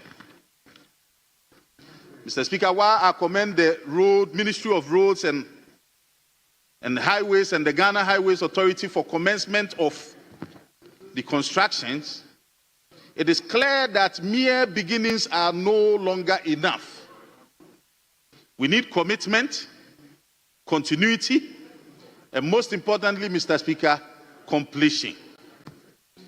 Mr. Speaker, I therefore make the following passionate appeals: that the Minister of Road and the Road Ministry do the needful facilitations for the contractors to remobilize to site and resume full work on the Ejoso Onwe Kwasu Road and the Kokobra Achiase Road. Mr. Speaker, we also expect works on roads like Asamai and Akuko Amon, who have never seen tarred roads since independence. Secondly, Mr. Speaker, that permanent drainage systems be implemented to prevent erosion and flooding, which further deteriorate these roads, especially during the rainy seasons. Mr. Speaker, the people of Ejoso are not demanding special treatment. They are calling for what is fair and just, the minimum standard of government any citizen should expect. As their representative, I will not relent until government looks favorably upon us and we see machines back on site and our people reconnected to the opportunities they rightfully deserve. Mr. Speaker, this is not a partisan gimmick. It is a patriotic obligation. It is a call to act, not later, Mr. Speaker, not eventually, but now. Mr. Speaker, let us rise to the moment and finish what was started for the good people of Ejoso. Let us prove once again for all that leadership listens and government still delivers. I thank you for the opportunity, Mr. Speaker. Thank you very much. Yes, member for Swami. Mr. Speaker, thank you for the opportunity given to me to comment on the statement ably made by my brother, the Honorable Member of Parliament for Ejoso. Mr. Speaker, in his statement, he has pricked the conscience of this country. The fact that the roads that have been left are causing pregnant women to more or less lose their babies. The fact that the roads that have been left undone are causing school children to abandoned schools, the fact that these roads have become traps for our children, the roads have become traps for our farmers and traders, and causing a lot of pain to the people of Ejiso.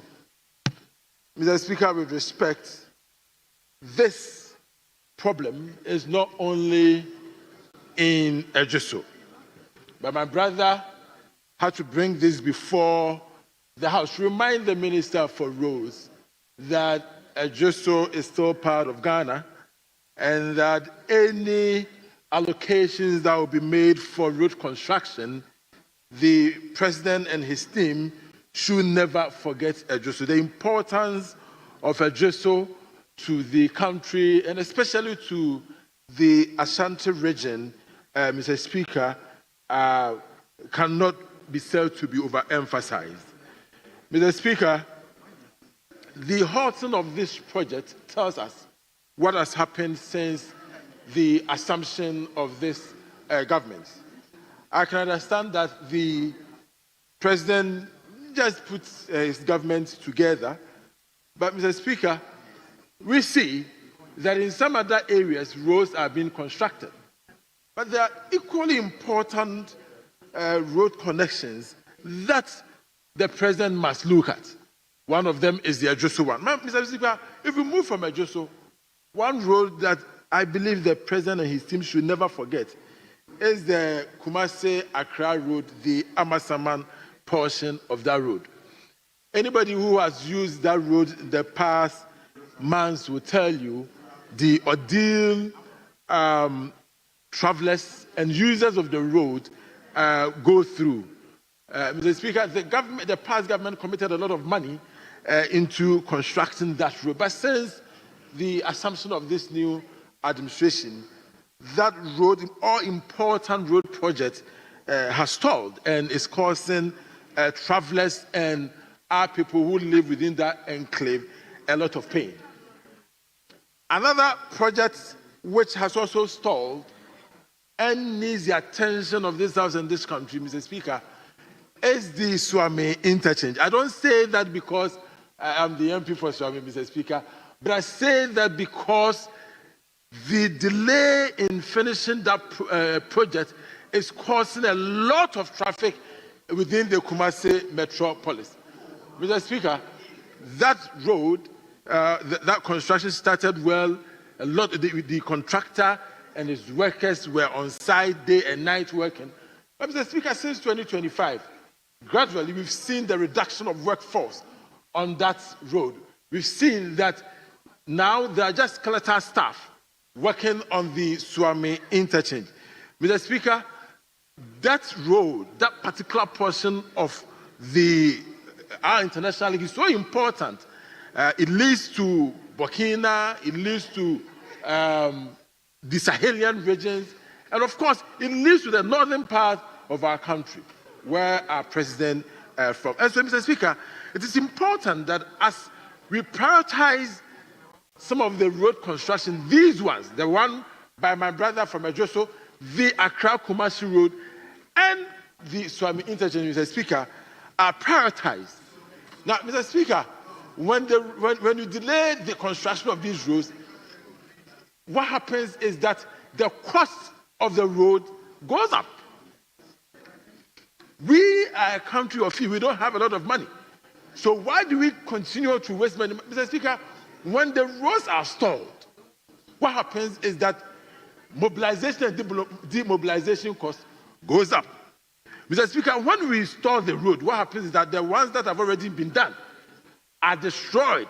And so when the contractor goes back, the contractor will have to spend a lot of money to fix it again, increasing the road construction. And so, Mr. Speaker, you see that when it comes to road construction, contractors always come to vary the cost of road construction. It is not because they enjoy it, but because government spends so much time paying contractors to go back on site. And so by the time they go back, whatever they've done would have been destroyed, and we will have to spend a lot more money to fix them. We are a country of you. We cannot afford to be wasting resources like that. And so I plead, just like my brother from Ejuso said, to Mr. President and his team, to pay particular attention to roads that have already been started, the roads that the contractors are on right now, and try to finish them for the people of Ghana. Mr. Speaker, on that, I would like again to thank the maker of the statement for ably presenting this for and on behalf of his people. And I thank you, Mr. Speaker, for the opportunity to also make contribution. Mr. Speaker, on that note, I yield the floor. Thank you very much. Yes. Yes, my brother. Thank you very much, Mr. Speaker, for the opportunity for me to also lend my support to the statement ably made by the Honorable Member for Ejisu. In his presentation of the statement, he indicated that the roads in Ejisu have become very bad in nature, and some can even be compared to some major potholes on the roads. I share my concern and sympathy with him. But, Mr. Speaker, I go forward to also state the nature of road network in my constituency, Karachi East constituency. Mr. Speaker, that is not different from the roads we have in Ejisu. But I was much happy to hear that he has a lot of roads which the projects have come to store. But in my constituency, Mr. Speaker, it might interest you to hear that I cannot even boast of even one road project that has come to store. Sometimes I ask myself whether my people are discriminated against or we are in different parts of Ghana. Mr. Speaker, you get to my constituency right away from Askoko through Katanga to Kurano, and these are the major roads that you can only see. You veered a little bit into the hinterlands. Mr. Speaker, the roads have developed major holes that you can describe as manholes, no more potholes. This is so disheartening. Farmers go to their farms, hardworking as they are, their farm produce remains in the bush. They cannot cut them to the marketing centers. Fishermen from the various villages cannot commute between their district capital and their villages because of the bad nature of roads. Mr. Speaker, it is against this background that I agree that once we have these major challenges in our road network, efforts should be made by the road minister to ensure that all areas are equitably developed so that the people of these areas can commute between their villages or can commute between their areas of settlement and their commercial centers. Thank you very much, Mr. Speaker, for the opportunity to contribute to the statement. Thank you very much. See, the people who are up on their feet, I think they are all going to talk about their rules in their constituency. I know Manson Kwanta, very bad rules. I know Bosome Freho, very bad rules. Ufolu Krom, you have a very good rules. So I think they are all taking advantage of Ejuso rules. And anyway, let him come to Manson Kwanta. I hope you are going to lament on your.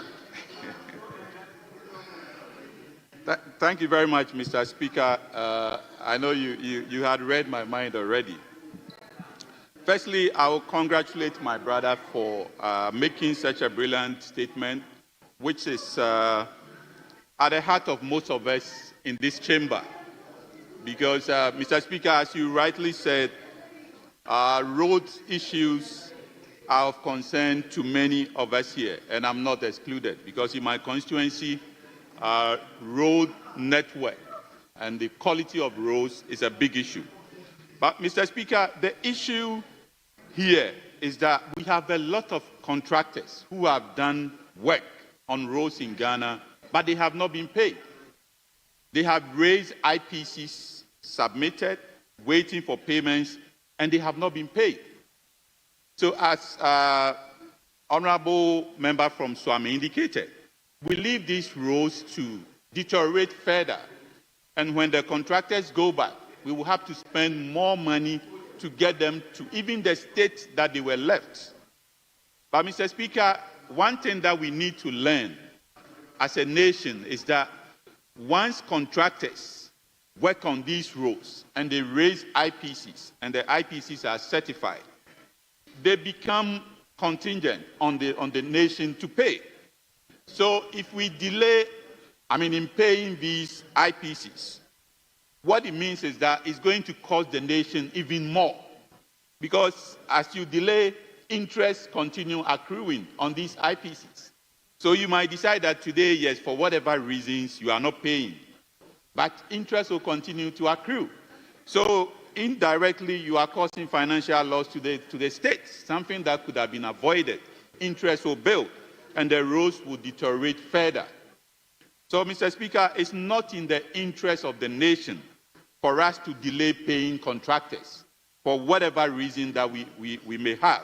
We need to pay contractors to be able to do the roles that have been assigned to them.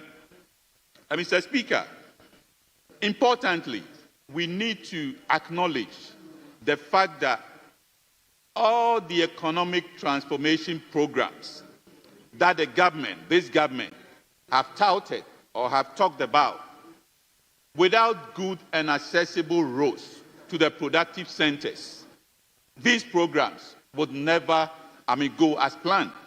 Talk about all the great transformation programs and all those. Without accessible roads, these programs will not see the light of day. So it's in the interest of everyone, this nation, for us to pay contractors, for us to have access to the productive sectors, for this economy to be transformed. So, Mr. Speaker, I'm adding my voice to that of my brother who made a statement that we need to look at this issue of roads construction coming to, halts because of certain reasons that we all know. We need to pay them, otherwise it's going to cost this nation more, and that is not in the interest of anyone. And we will be causing financial loss to this state for something that we could have addressed in time. I thank you, Mr. Speaker, for the opportunity. Thank you very much. Yes, Oforikrum. Thank you very much, Mr. Speaker.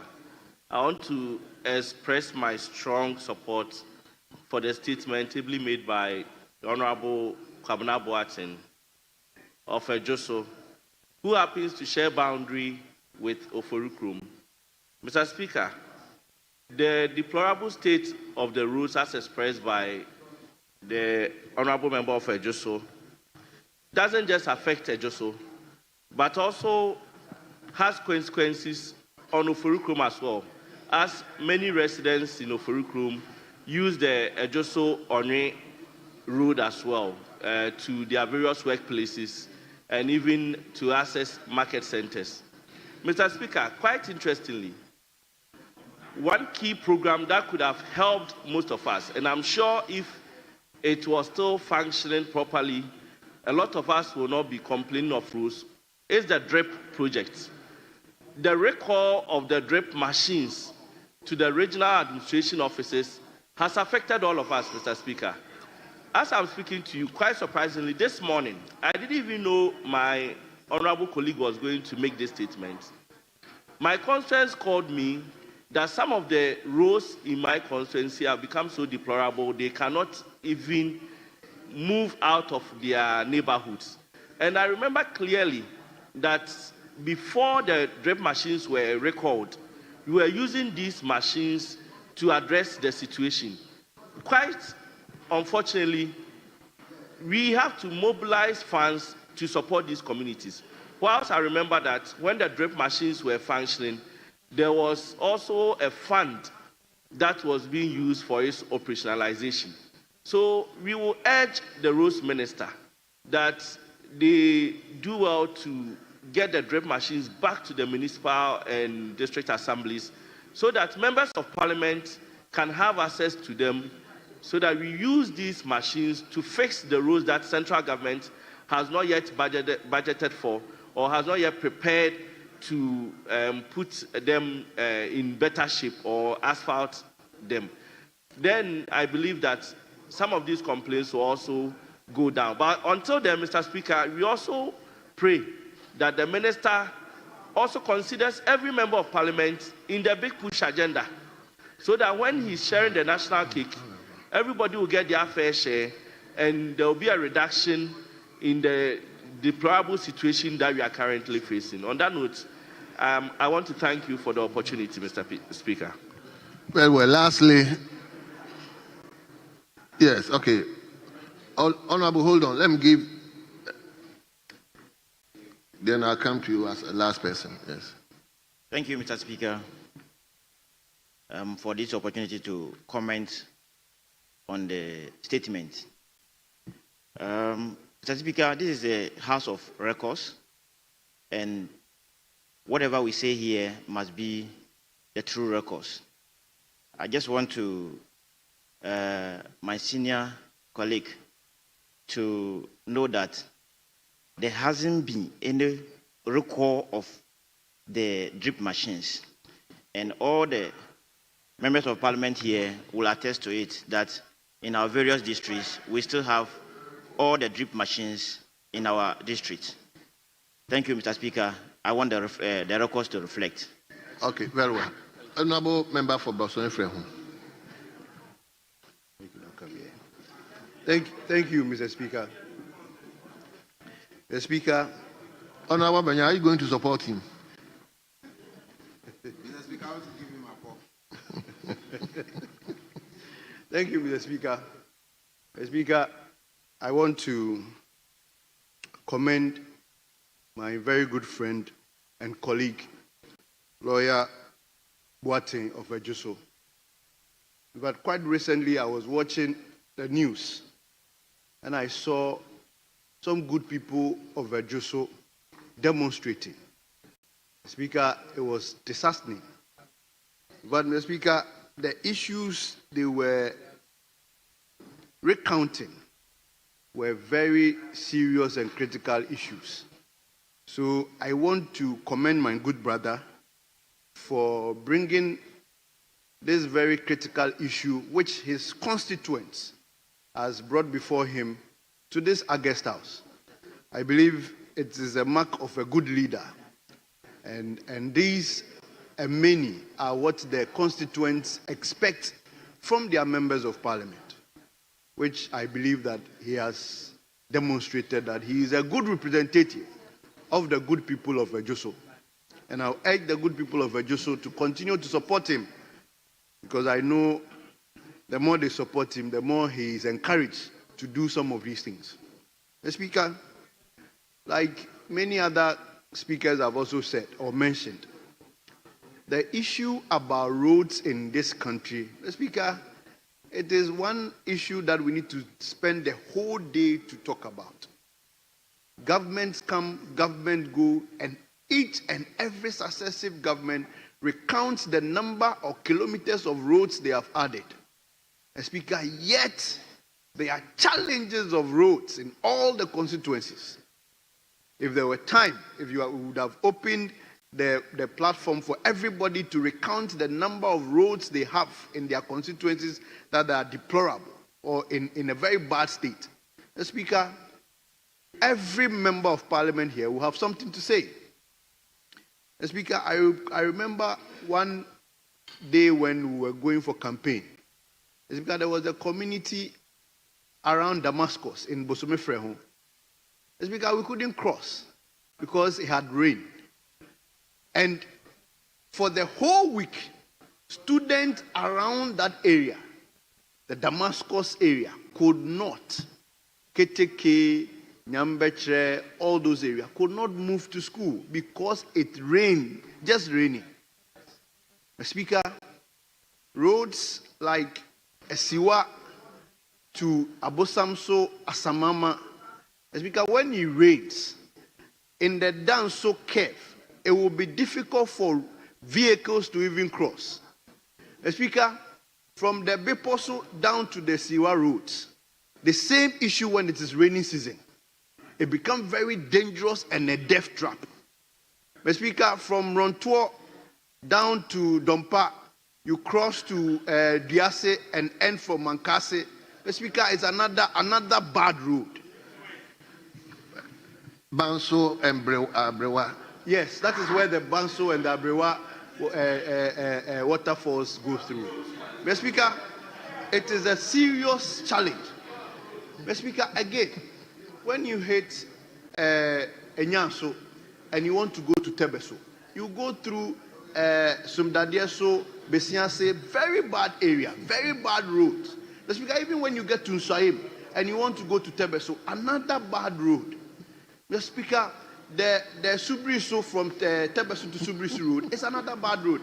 Mr. Speaker, I want to urge that government make enough allocation.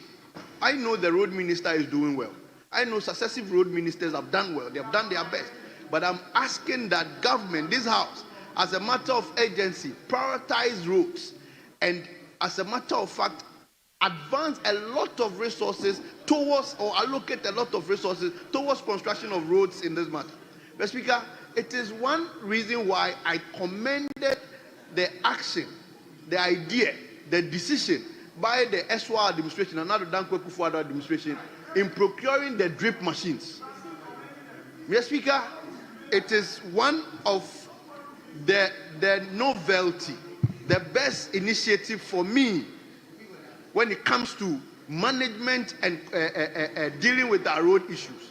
Mr. Speaker, I will urge the new government to make enough allocation for the management and operation of these drip machines in the various constituencies and districts so that we can use them to manage the situation up until we are able to have some good bitumen on those rough surfaces so that the citizens and the constituents would be better off than they were. Thank you, Mr. Speaker.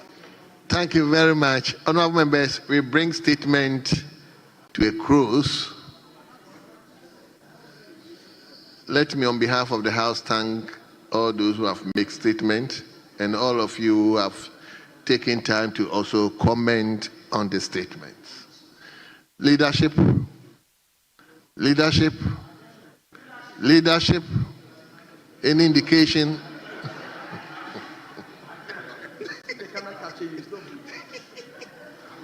What you just did, do you recount who? Mr. Speaker, we have the bill that we laid and referred. My understanding is that the report is ready. So another paper addendum is being prepared for it. So, Mr. Speaker, in the interim, may we suspend for 10 minutes? Just suspend for 10 minutes so that we can get the other paper addendum ready. Then we can deal with that, Mr. Speaker, humbly. Yes, minority leadership. Speaker, may I urge my colleague I just signaled the Deputy Whip to engage with the Whip. My back is not looking good enough, and his back is equally not looking good. It's actually worse. I see the minister smiling. He's been smiling all day. You should let the smile translate. So the people should engage. You know how we engage. So they should engage. Our colleagues are willing to work, but the engagement is important. Speaker, we just laid the bill, and Speaker, appropriately you referred it. He wants us to stay on. Now the report is not ready. He wants us to delay and wait on the report. That's fine. We will help you to do it. Why are you in a hurry? Just sit down, let me finish. Don't be in a hurry to shoot yourself in your tie. Let me help you. So, Honorable Whip, respected Whip, do the talking. Minister, we miss you. You are in the chamber. Let's do the appropriate engagement, and then we'll do the needful. You wanted to go beyond, it's past 5 o'clock. So, Speaker, he understands what I'm telling him. Well, I wouldn't mind. I think leadership, we are all aware we are rising on next week. So if there's anything that we have to do, I wouldn't mind. I understand tomorrow we are coming at 10. Speaker, that is so. Speaker, that is so. Speaker, the indication is that we'll rather come in the morning and by 2 we can adjourn. Speaker, we have Professor Mills Memorial Lectures tomorrow, and it's slated for the afternoon. That is why 2 p.m.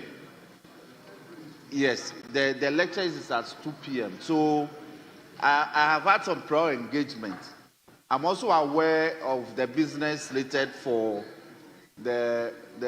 my brothers for the morning, but I'm negotiating that they should push it to the afternoon so that by 2 o'clock, when the house is adjourned, either side will take up its business for the rest of the day. It's a plea that I'm making to them. So the indication is that we'll sit in the morning. But Mr. Speaker, leaving the generals to the specifics, I'm only pleading that the report is ready. But if the reports are not ready? No, Mr. Speaker, I'm only saying that the report is ready, but it must be conveyed by an addendum order paper. That is almost ready. That is why I'm praying that we suspend for 10 minutes for that to be done. Then we can come back and expressly deal with this business. I don't know why the Honorable Habib is in a hurry to respond to this matter. I have engaged with him. We have spoken. We have an understanding. And he's agreed with me. That is why he came to sit here and we engaged. And yet, he still wants to get up and respond to this matter. Mr. Speaker, I pray that we suspend the House for 10 minutes.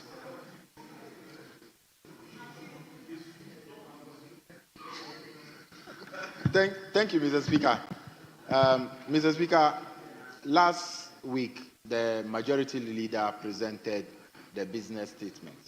Leadership engaged, and there was every indication that we are starting at 2 p.m., except on Fridays, where we will start at 10.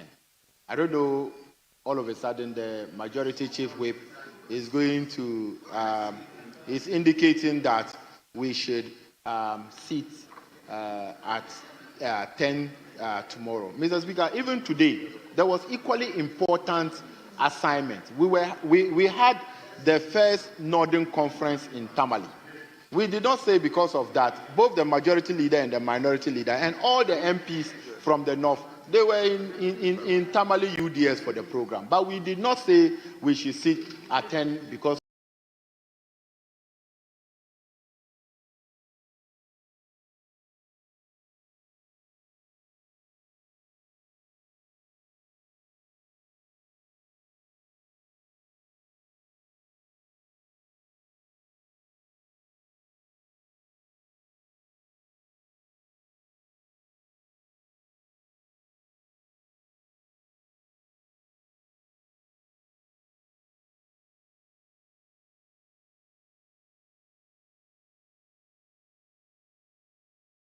the program or 2 o'clock.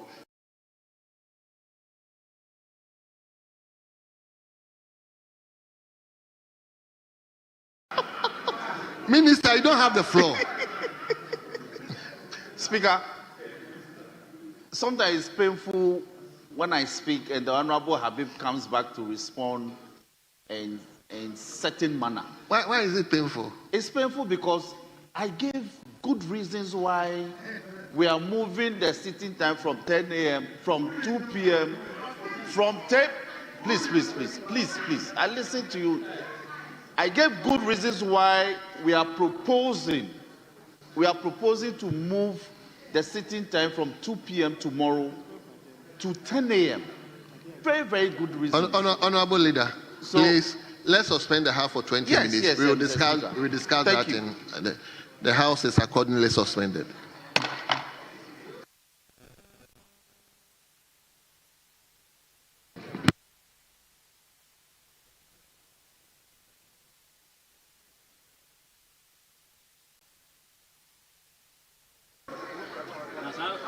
This